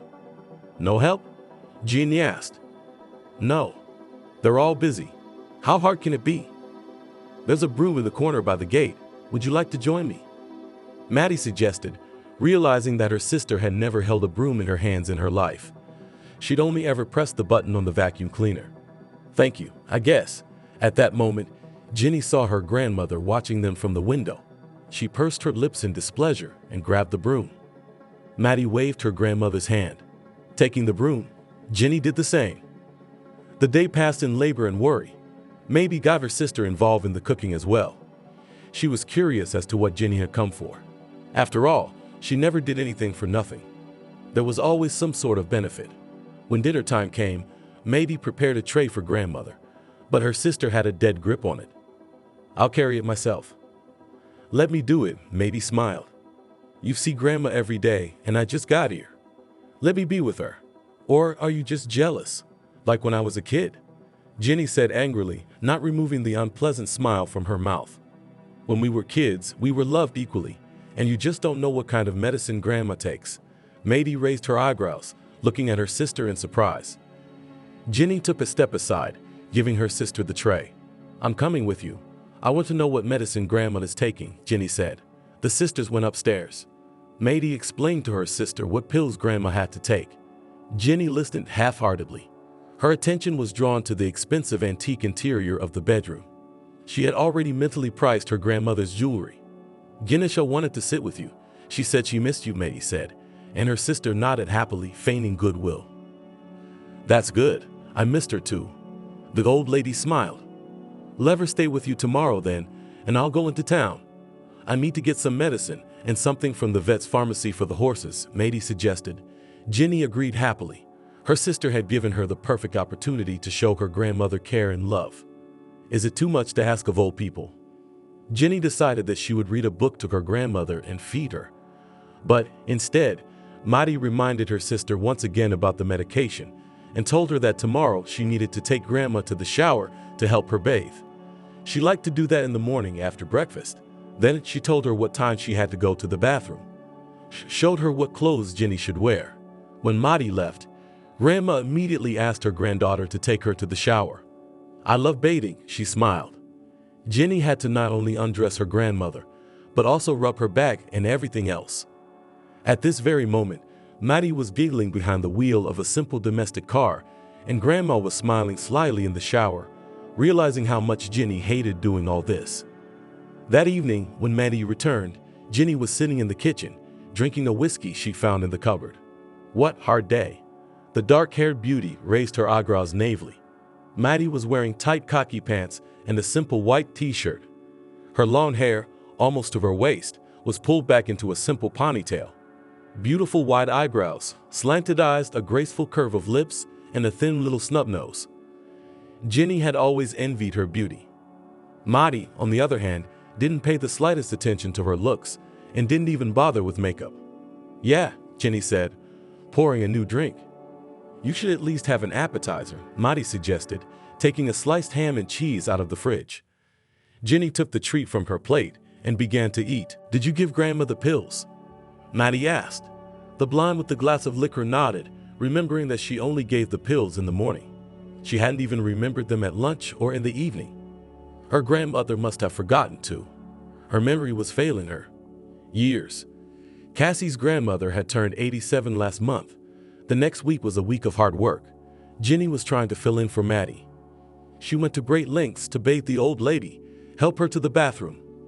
She did it on purpose to show that she was not squeamish. In reality, Jenny barely tolerated the old woman's very presence. She felt no emotion towards her, maybe when she was a child. But then it seemed to her that her grandmother had paid more attention to Maddie. Maybe because she lacked attention from her mother, she demanded special treatment from her grandparents. Jenny wasn't overzealous. Cooking for Maddie's grandmother, the girl was afraid that Jenny would inadvertently poison her grandmother or give her indigestion, so she tried to do everything herself. Jenny proudly took the food to her, letting her know that she had done everything herself. And Grandma Cassie nodded and smiled at her granddaughter, knowing full well who was such a good cook. So Jenny thought she was the most cunning, but it's not easy to outsmart a man who is half a century older than you. After Jenny fed her grandmother dinner, she would go for a walk around the house. In fact, Jenny was assessing the area, looking at what else was valuable, planning how she would put together a listing, what she would emphasize. It was not just a nice house, but a lot of outbuildings and livestock. It's also very picturesque, and you have to pay extra for the view. That's when Maddie went up to see Grandma Cassie. "So, how's it going?" her granddaughter asked. "You know, I already want that scheming girl out of the house. She's been talking all day today about how much she loves me, and she kept insinuating that you were talking bad about me behind my back," the old lady said. "Well, we're not gonna kick her out," Maddie smiled. "Of course we're not. You know what she said? That you're tired of washing me, and you're planning to go to the city." "Yeah?" Maddie laughed. Grandma Cassie laughed too. "Well, I guess I'll go pack then. By the way, is she giving you pills?" Maddie said more seriously. Grandmother nodded, trying to remember. Jenny gave her medicine, but not every time. She'd forget, and sometimes she'd give her only one pill instead of 5 on purpose. I realized what she needed. She'd already asked twice to have the house signed over to her, Grandma Cassie told me, holding her favorite granddaughter's hand. It was to be expected. You know, I was hoping she'd have some humanity in her. It's just greed, Maddie said sadly. But she's not getting anything. You can split the will between the two of you. You shouldn't have left everything to me alone. There's not on Eva. She'd be hurt. Maddie didn't want to be the sole heiress. She didn't care about material things. It was important to her that her grandmother lived because she was the last soulmate in the whole world. After her mom died, Maddie had grown attached to her. And Grandma missed her husband, Grandpa David. So they found each other. They talked for hours about all kinds of stuff. Maddie trusted her grandmother with all her secrets, and she told her about her youth. You can learn so many interesting things from old people. For example, grandchildren always think that Grandma and Grandpa lived from youth to old age, soul to soul.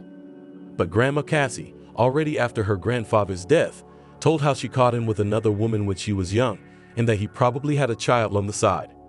She herself was also in love with the local letter carrier, and after learning of her husband's infidelity, she nearly broke up the marriage, cheating on him for a year with that man. Grandpa David caught them.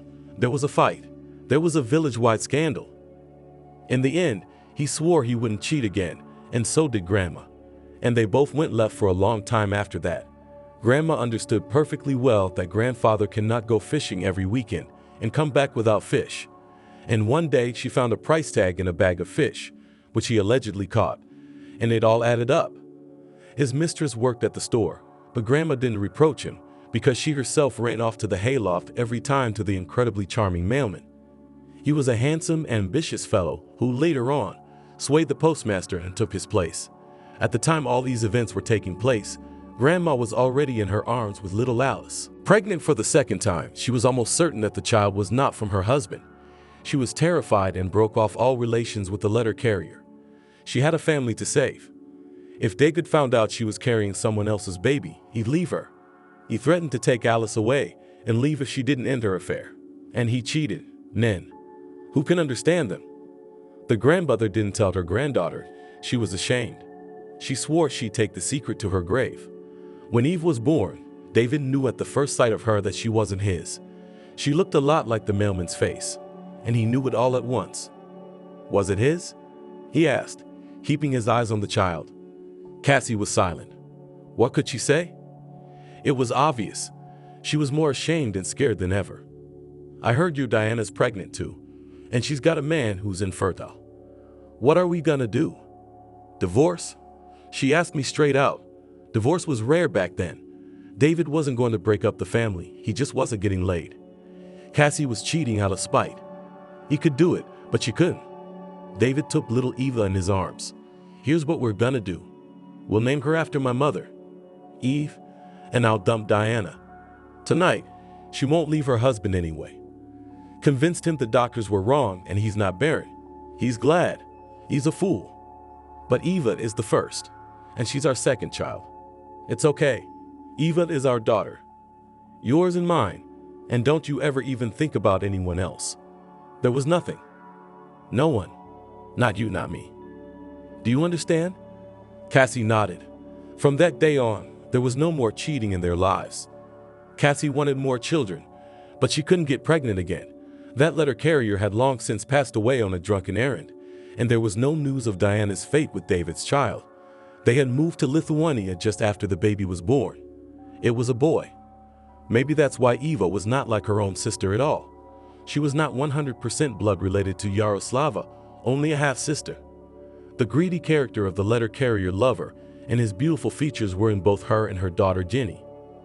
One wonders how, without knowing the story, Eva chose the name for her daughter.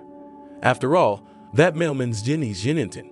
The next morning, Jenny went up to her grandmother's house with a tray. She had to learn to get up early to show her attitude. The house has to be worked on, she thought. Good morning, Grandma, she said. Breakfast was served. Jenny remembered that she had left the pills on the table downstairs. Whatever about them, she thought. Going downstairs was lazy. She regularly forgot to give her medications. Her grandmother didn't even remember them because the pills improved her memory, and without that she forgot everything. That's why she told Matey that she was taking medicine. Everything was mixed up in her head. Grandmother, I wanted to ask you, did you make a will for me like we talked about? Jenny asked, smiling. Not yet, answered Grandma, sipping her tea. Rewrite it, or I'm not at peace with it. I don't want our family farm to be sold after you're gone. Maddie wants to go to the city. She talks about it all the time. Yesterday she was just sighing. I can't wait to get out of here. She'll give up everything. And I'm tired of the hustle and bustle. I'm like my grandfather. I can't stand this town. I want to develop the farm, take care of the animals. Grandmother watched her granddaughter lie and twist and nodded affirmatively. Of course, if you say so, I'll do everything today. You know what? Hand me that thick sketchbook over there. Ring it over, Grandma asked. Jenny obediently handed over the heavy album. Listen, granddaughter, this is my will. I'm going to sign it over to you. Right now, I just need quiet. I'm not very good at concentrating. So I don't make any mistakes. Leave me alone for an hour. Okay, Grandma asked. Jenny nodded happily, gave her grandmother a peck on the cheek, and walked out. Out the door, she wiped her lips as if from dirt and, smiling, went to her room. She was sure it was done. Grandma, meanwhile, was looking at old pictures, nostalgic and grieving for her husband. Wedding photos, the first pictures of their children. Collective photos with friends at weddings. One of the pictures was of the very same mailman. Only now did Cassie notice how much Jenny looked like him. The same face. Of course, David had guessed it all at once. Eva had been born an exact copy of him, and Jenny had inherited her features. Should I tell her? Would it make any difference? Would she find him now? Cassie realized she wouldn't admit to Jenny that her mother had a different father. Eve wouldn't forgive her. Let her find out after she was dead, she decided. So she took a pen and signed on the back of the picture. If you are reading this, it means I am no longer alive. I must tell you a secret that my David and I have kept all my life. The man in the picture on the left, the mailman, is Eva's real father. Biological. I had an affair with him, but David found out, forgave me, raised Eva as his own daughter. I can't take this secret to the grave with me, so I'm leaving it here on the back of this photo. Eva's father is dead, but she has half-brothers who live in the city. They're rich, they work for the government, I can't remember exactly where. Once you find them, Jenny, you can ask them to help you get a good job. They're always helping their loved ones. The Stones, Paul and Dexter, they're your uncles, Jenny. Go to them and you won't need anything. Finished writing, Grandma put the sketchbook aside and looked out the window. Her bedroom was a side bedroom, and from there she had a good view of the river. David liked to fish there, and Cassie watched him, not daring to go and disturb him. She loved him. Even though he had stumbled, even though she too was not without sin. Love had not come to their seven at once. Their marriage was arranged by their parents. The children gave their consent because they liked each other, but nothing more. It took them a long time to get used to each other, be made on the side, until they saw in each other the most important features that are worthy of respect. And David idolized his wife, and she adored him with all her heart. Unfortunately, when he lost his only daughter, he couldn't cope with the grief and left her early. His binges were like suicide attempts. He drug himself to the point of unconsciousness, and then he'd get really sick. Cassie still regretted that she hadn't listened to the advice of the local doctor and hadn't sent her husband for compulsory treatment in a psychoneurological dispensary. He had had a nervous breakdown depression, and he was drowning it out with vodka, refusing any medication. Toward evening, Jenny went to her grandmother's house again and brought her dinner. "Jenny, my pills," the old woman reminded her. "Yes, I'll get them now, eat for now." Jenny went downstairs. Just then her phone rang. It was her ex-lover. She took the call. She fought with him, then made up with him. He promised to do anything she wanted for her if she came back. Jenny said she had some unfinished business here that would help her get richer. She promised to come back as soon as she finished it. "I look forward to it," he said. Jenny forgot she was on her way to get her pills. She went up to her grandmother's house. "Was it good? I cooked it myself," she lied. Grandma forgot about the pills and began to remember making the casserole for Grandpa. She told Jenny her secret recipe. She didn't listen, just smiled and held her grandmother's hand. As soon as she left the room, she rushed to wash her hand, as if Grandma could infect her with old age. The next morning, Jenny was awakened by footsteps. It was Matey. She was running down the stairs, talking excitedly to someone. "What's wrong?" Jenny jumped to her feet and peeked out of the room. "Grandma won't wake up. I called the doctor." "Jenny, did you give her medicine?" Maddie asked. "Of course." She lied. Maddie opened the pills. The packs she bought in town were almost untouched, and they should be empty by now. "You didn't give her the meds?" Screamed Maddie. "I did, honestly. I found another plate. It ran out yesterday. And there was another one, the pink ones, and she refused the brown ones, said they made her sleepy." Jenny was twisting and turning like a frying pan. Maddie realized her sister was lying, but there was no point in arguing now. She ran downstairs and waited for the ambulance to arrive. A woman in her 40s entered the house wearing a white coat. Jenny was beside them, feigning genuine concern and trying not to smile inadvertently. Things were working out just fine for her. She thought her grandmother had rewritten the will for her and immediately gave her soul to God. What could be more beautiful? No more fiddling with her. As soon as the will is read, she'll go to town. In 6 months, she'll inherit the property with peace of mind, and in the meantime, she'll find the best buyers. She decided to sell everything separately. It should be worth more. Your grandmother is in a deep sleep. That's what happens to the elderly before they die. She may wake up and live a little longer, or she may stay there and go quietly, the paramedic explained. After listening to the doctor, Jenny left, while Maddie stayed behind to receive further instructions. The local paramedic knew Medina better than her sister, and she was the one to give instructions about treatment. Meanwhile, in the bedroom, Grandma Cassie was sleeping a sound sleep. She was inside her mind, somewhere deep. She was where her fate was being decided. Her dreams were more like memories. Only she, being in them, realized that what was happening around her was not real. Marvishenka, my soul, come in quickly. We've been waiting for you, her beloved David said in a low voice. It was their wedding anniversary. At the sumptuous table were gathered the closest people, their 2 daughters, their little girls Ginny and Mady. There were also neighbors with whom their family had always been friends. Well, happy anniversary to us. 40 years of marriage. Oh, my darling. David kissed Cassie and she smiled. Everyone around them was celebrating, and it felt so good, so light and so warm. It was summer. Her body, lying alone in the room under the blanket, was freezing. But there, in the dream, she was suddenly unbearably warm. She was loved again, and nothing hurt, and the memory, like a bud, opened up. Someone was toasting, and Cassie looked at Alice, her dead daughter. "My darling, are you here?" she asked, unable to hold back her tears. "Of course I am, Mom. I'm here. Don't cry. It's your holiday. I love you so much." Alice confessed. She was very beautiful in her purple dress. Her shoulder-length black hair was curly. Cassie looked at the girls. They were about 5 or 7 years old. They were sitting at the table and giggling. They are friendly. They haven't faced the vicissitudes of fate yet, and they're doing just fine. All the people closest to them are here. But there was someone else missing. Cassie turned around and saw her parents at the end of the table. They weren't young, but they weren't old either. She remembered exactly. Her parents hadn't been there for their 40th wedding anniversary. They had already died at that time. Her granddaughters had never seen them, for their great-grandparents had left this world long before they were born. "Daddy, Mommy, are you here?" Cassie asked. It was then that she realized she must be dead. "Don't be afraid," her father told her, as if he had read her mind. Cassie walked over to her parents and cuddled up to them. They hugged her. Suddenly, everyone got up from the table and went somewhere. David was the last to go. He turned around at the door.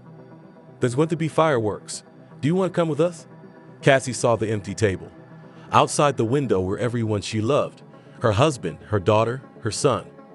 But out there in the house, Maddie was still being plotted against by her evil sister Ginny. And the household, how would she leave them? David heard her thoughts again. "Don't worry, they'll be fine. They've been ready for this for a long time. You've lived a long life. You're missed around here. You were so good when you were alive. They even let you choose. They took me right away, in silence. And I didn't get here right away. I was working off a sin. You can stay here with us right away. Your parents miss you all the time, but they haven't left you all this time. You know, neither have I. Come with us. You coming?" He held out his hand to her, and Cassie smiled. She felt young in that moment, and her smile was that of a young woman. It's not for nothing they say that a soul is always young. Cassie stood there, not knowing what to do. She realized that it was her choice who she would stay with. She figured she could always make it here in time, and there were other things to do back at the house. What to choose? At that moment, Mady came up to her and touched her arm. "Grandmother, you just live, my darling," whispered Mady. Cassie heard it. In that moment, she made a decision. The only right one. She took David's hand and walked out with him to watch the fireworks with the others. "Don't worry, she'll be hurt, but she'll get through it. You did the right thing, and her good deeds will save her many times over. We'll be watching with you." They held hands and crossed the threshold. Cassie saw thousands of fireworks. The beauty was astounding, and the feeling of love and happiness was so palpable that she wanted to cry with joy. Nearby were those who no longer needed to be mourned. At that very moment, her breathing stopped. Maddie tried to help, then cried on her grandmother's chest. Behind her, Ginny stood silently, as emotionless as she was, and her grandmother's death had shaken her. Death couldn't help but shake her. "She's gone," whispered Maddie through her tears. Ginny walked over and hugged her sister. They both needed it. There was a commotion in the house. The news of Grandma's death had stunned all the workers and fellow villagers. She was loved and respected. She often helped people in any way she could. An ambulance arrived and the paramedic recorded her death. No autopsy was required in her years. Wise local grandmothers organized everything as it should be. They told Maybe how to bathe her properly, what to wear, where to order a coffin. The hustle and bustle passed getting by. She wasn't in shock for long. Finally, it was safe to think about going into town. Her Wayne was waiting for her already. He wasn't a bad match for her, except that they fought a lot. But he loved her. He left his wife for her. She decided to give him a chance. While everyone bustled about, bathing her grandmother, dressing her for her final journey, Jenny slipped into her room to read the will. She was sure her grandmother had written it. She had promised her, after all. Jenny shook through the entire scrapbook, but there was no will. So she opened the closet and found the paper in it. It even had a notary signature. Well, of course it's done in front of a notary. What a fool I am, whispered Jenny, reading the actual will. Only now did she realize that no one was going to sign the house over to her. Everything was going to Matey. Everything. The only thing in the will was an old photo album. It was full of baby pictures of her mother, Alice.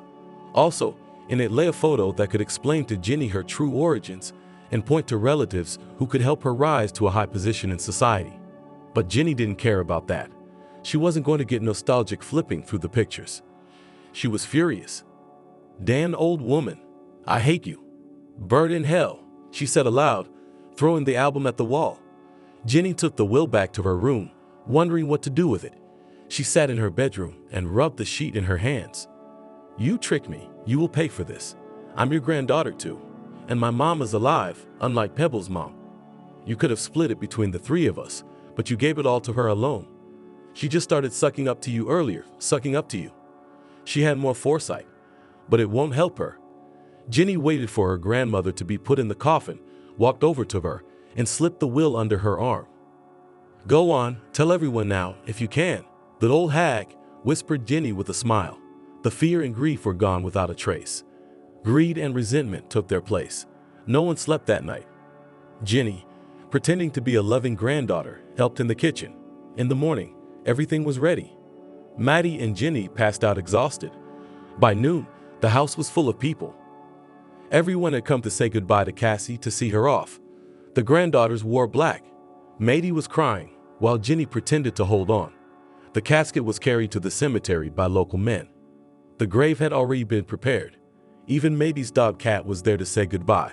The dog sat peacefully off to the side, whimpering. When everyone had gone around the circle, touching the hand of the deceased, the dog came to the coffin. "Who gets the house?" one of the workers asked. "Mighty," they probably answered him. "No, Grandma Cassie had voiced her last will and testament. She wanted the house to go to me. Maddie Grandma only wanted to keep some of the livestock so she could raise her own farm," Jeannie said loudly. Maddie looked at her sister in bewilderment. At that moment, she realized that her sister would take everything from her, and Maddie wouldn't have the nerve to sue her relative. Maddie lowered her eyes to take one last look at her grandmother. Tears spattered from her eyes. Now she wouldn't have a roof over her head either. She knew Guinea, and she knew she would leave her nothing. At that very moment, the dog burrowed his muzzle into the coffin, whining and barking. "You Bekissy the dog! You what?" shouted someone from the crowd. But the dog had already withdrawn. In his teeth, Cat held a rolled-up scroll, the will that Jenny had put in the coffin with her grandmother. Jenny saw the paper and rushed to the dog, but the dog had already handed it to the farm manager. "What's this, Cat? Let's see."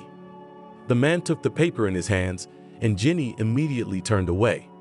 She realized her deception had been exposed. "Maddie, look what I found," he shouted.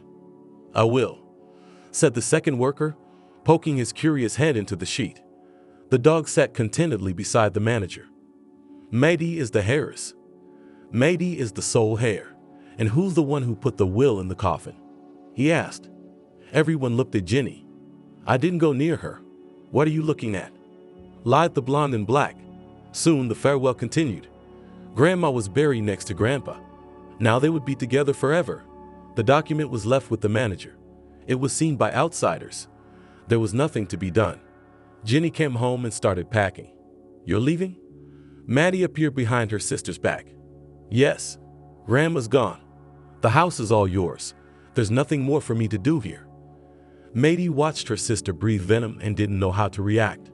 "How could you? Grandma had made her will. Did you want to take it all for yourself?" Maddie asked. "And now you've taken it all for yourself." Jenny wheezed. She had changed her clothes and was now wearing a pink blouse and simple blue jeans. The morning was over. "I nursed her back to health. I love these places. Jenny, you can always come. Your root is yours to keep. It's your home too. No matter what the papers say, you can come here all the time with your friends or by yourself. I don't want to fight over money, and I'll keep the place running. I'm not a city girl. I don't like the city. I'll stay, but you must come. She wanted to keep at least a bad peace with her sister. Anything was better than a good fight. But Jenny said nothing. She left without even thinking of staying for the wake, which was to be held tomorrow. A dog barked at her on the doorstep. Jenny flinched, but walked on by, thinking she would never get a dog. Already that evening she found herself in town, in Wayne's arms. Told him her sad story. I know it hurt, he replied, hugging her naked body under the blanket. I know it is. We're both granddaughters, but she's the only one who got everything. Why don't my loved ones love me? I love you, he said, kissing her on the lips. You know, I'd burn the house down for that matter. Nobody's gonna get you. If they don't want to share fairly, let them sit with nothing. Why should you be the only one left with nothing? Share it with your sister. I hate lying saints. Wayne said. That day the thought crept into Jenny's head that she needed to get revenge on her little sister. Jenny decided to put revenge on hold. She tried to get a job. All the good jobs were taken. All she could find was a job as a waitress in an expensive restaurant. There was nowhere to go. It was a month after Cassie's grandmother died. That day, Jenny had more bad luck than usual. One customer groped her, another complained about her to her boss. She was reprimanded, lost her bonus. She got home and heard a voicemail from Maddie. Sis, come over. I'm sad here all by myself. I wish we could live here together. She's kidding, said Jenny quietly. She's taking everything and laughing at her. She called an old acquaintance of hers, Kinski, in the village. He answered the phone. Jenny said there was a case she was willing to pay well for. Are you serious? You want to burn your sister? In the house? That's criminal. He shook his head. What if I tell the local police that you smoke pot and grow something illegal on your property? Would you like to be paid or intimidated? Jenny insisted. During her stay in the village, she often walked past Kinski's house and saw what he was growing. They chatted a couple of times, and Kinski liked her. He was a young guy, not long out of the army. He worked for a local farmer, and he was a dealer in illegal drugs. Jenny had bought a joint from him once herself to help with her nerves. Being there for the old lady was really hard on her. Pay up. Pay well. Mind you, if there's any casualties, it's on you. I didn't want to do it. You made me do it. Yeah, you're the saint and I'm the bastard. You're going to steal gas from someone else. Do it tonight. Jenny transferred almost all the money to his card and waited for news. Her mood lifted. She felt happy. But no one ever called her. She dialed Kinski herself when it was nearly midnight. Did he drink the money and pass out? She was angry. Drowning in ignorance, Jenny fell asleep and woke up at noon to the doorbell ringing. Jenny? Arrested for organizing a crime under article. Jenny couldn't hear anything further. Her ears were ringing. In that instant, she regretted her decision. Had that village idiot gotten caught after all? And ratted her out. Had the house burned down? She asked as she was being led handcuffed to the car. No, you're lucky no one was hurt. Jenny let out a groan of disappointment and climbed into the car. It's not like that. Last night, Kinski doused the fence and part of the house with gasoline, set it on fire, and ran away, but he didn't get far. The cat got off his chain and chased him. At the barking of the dog woke up the watchman Bullet, who helped the dog to apprehend the arsonist and extinguish the house. Thankfully, nothing was burned. However, the fire reached the open window to her grandmother's bedroom, which Maddie had left open to ventilate. The flames reached the bed through the curtain and marred the interior. The exterior paneling of the house was damaged, and some other items inside the room were burned, like the photo album. So Jenny, without knowing it herself, had burned the one thing that could have brought her wealth. She could have found out that she had powerful relatives, could have rubbed herself in their trust, and gotten a good job. While the fire was being put out, both Kinski and the dog that guarded him were completely forgotten. The scared and stoned guy tried to run away, but the dog grabbed him. He kicked it as hard as he could and hit it in the ribs, breaking them. When the fire was put out, Kinski was gone and the dog was unconscious. Poor cat, he woke me up with his barking. And he caught Kinski, complained the guard. Matey grabbed the dog, put him in the car, and started driving like crazy to the city.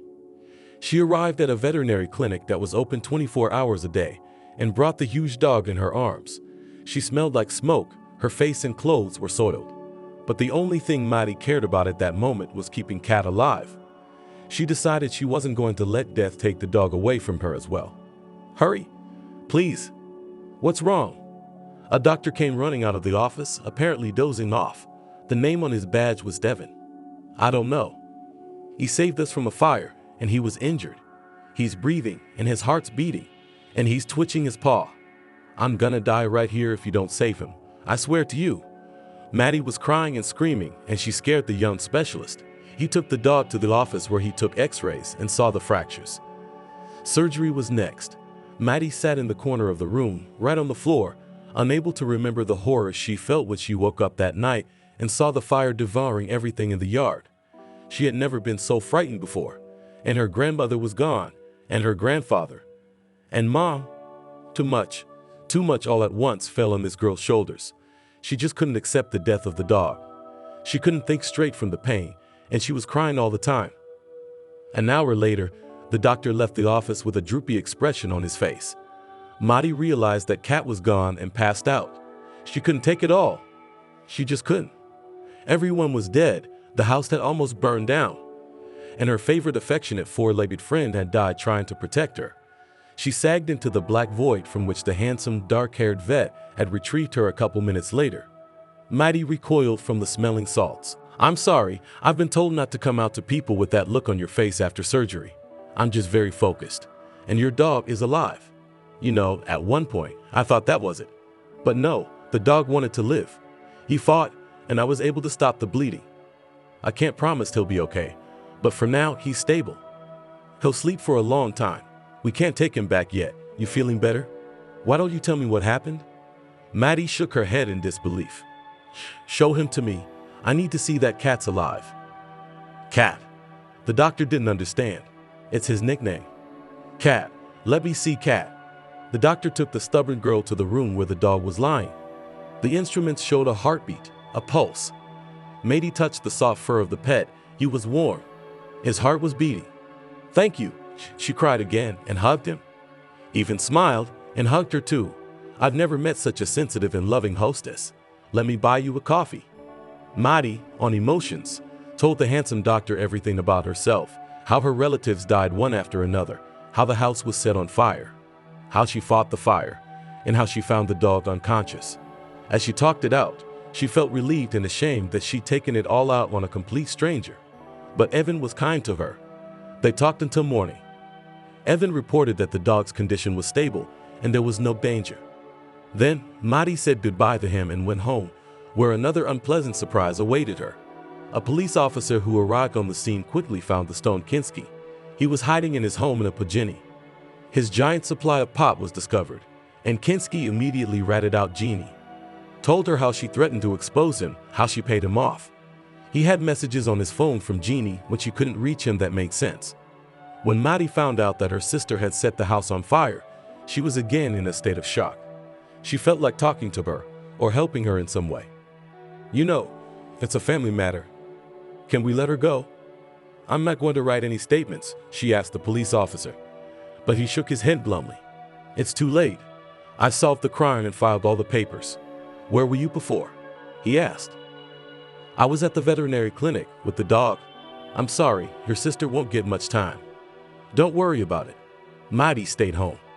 Together with the workers, they tried to clean up the arson, and they worked late into the evening. Maddie fell asleep before she got to the shower, exhausted from all the stress and the recent events. She forgot to call the clinic to ask how Cat was doing. The next morning, she was awakened by a phone call. "Maddie, hi, you have a call from the veterinary hospital. Your dog's recovered here. He's better. We can take him in. We'll just need someone to keep him on antibiotics for a couple more days." Maddie recognized the doctor's voice. He'd gotten under her skin. She cried into his robe and fainted there and told him more about herself that she should have. "I'll be there." An hour later, she was already standing in front of the handsome man and stroking her favorite.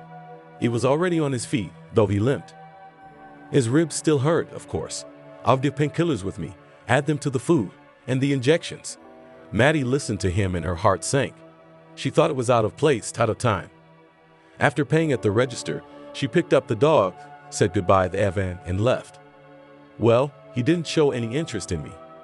What made me think he liked me? I just came off as the worst kind of hysterical, she told the dog on the way home. At home, her usual work awaited her again. The refrigerator was empty.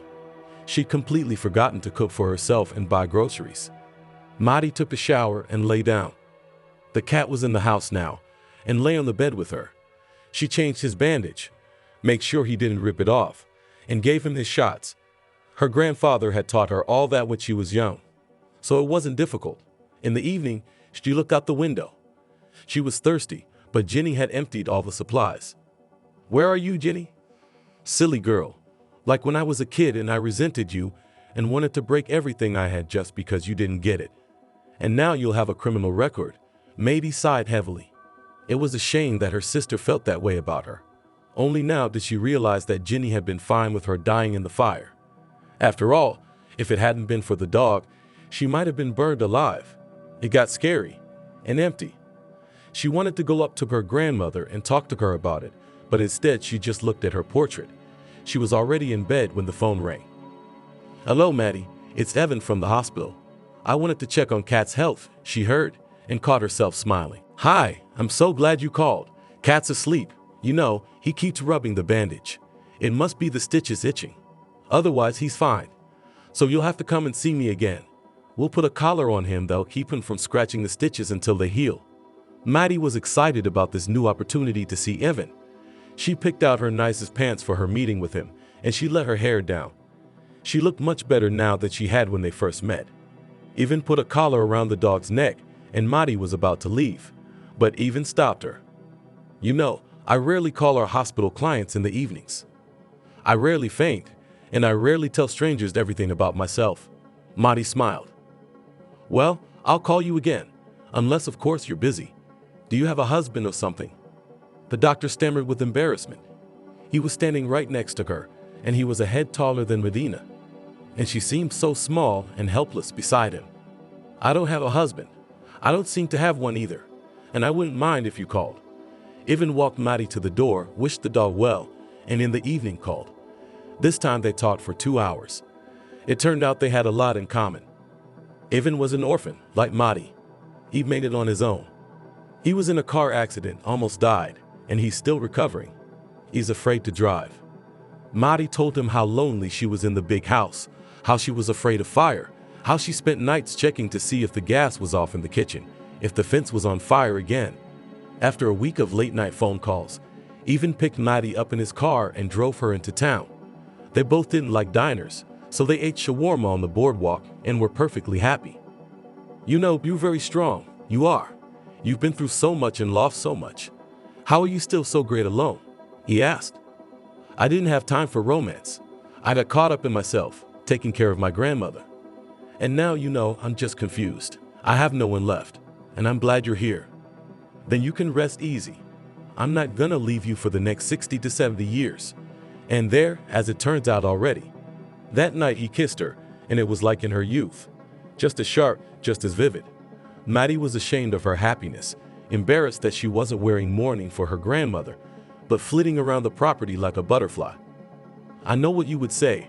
Maddie walked up to Grandma's portrait tonight. "You would say I can't waste time and I shouldn't waste it on mourning. You tell me to go to him and be happy. The day after tomorrow will be 40 days since you've been gone. Although, I feel like you're with me. You'll always be in my heart, Grandma." Maddie kissed the portrait, sighing intermittently. A tear burned her cheek. It occurred to her in that moment that if Jenny hadn't come to visit her, maybe Grandma Cassie would still be alive. After all, she was the one who wouldn't give her the pills and kept talking about the will. She was the one who brought her to the end of the line. And now she was in the lockup, waiting for her trial. That night, Evan and Maddie were walking down the avenue. Maddie was silent, thinking about the upcoming wake. Evan held her hand. "Why don't you come over? I'd feel better if you were there with me," Maddie asked him. "It's embarrassing. I didn't know your grandmother. There'll be rumors. Why don't I come over right after? I'll stay with you. Just watch movies with you. Or we could stay at my place. Till the morning. I'm not being vulgar, just being supportive." Maddie hugged him. Ivan was her only ray of light. She thanked God for sending her Ivan, and for sending her a little lame puppy back then. Maddie had never imagined, when she saved the puppy, that her act would be a life-changing one. With all this thinking, Maddie didn't notice the time had passed. Ivan needed to get home. Their evening kisses had become routine, and so welcome. The wake went well. People talked more about Jenny than the late Cassie. The whole village was shocked at the news that her sister wanted to burn down the house with Maddie, along with the livestock and the guard. "What a greedy, wicked woman," said one of the invitees. Maddie wanted to object, but realized that those were the words that best described her sister. Meanwhile, she was on trial. If she hadn't set the house on fire, things might have been different. But she did. One phone call that ruined her life. What she didn't recognize was that she was being sentenced by someone she could call her own uncle. Her relative, was the judge at her trial. And he gave her probation, but only because Maddie testified in her defense.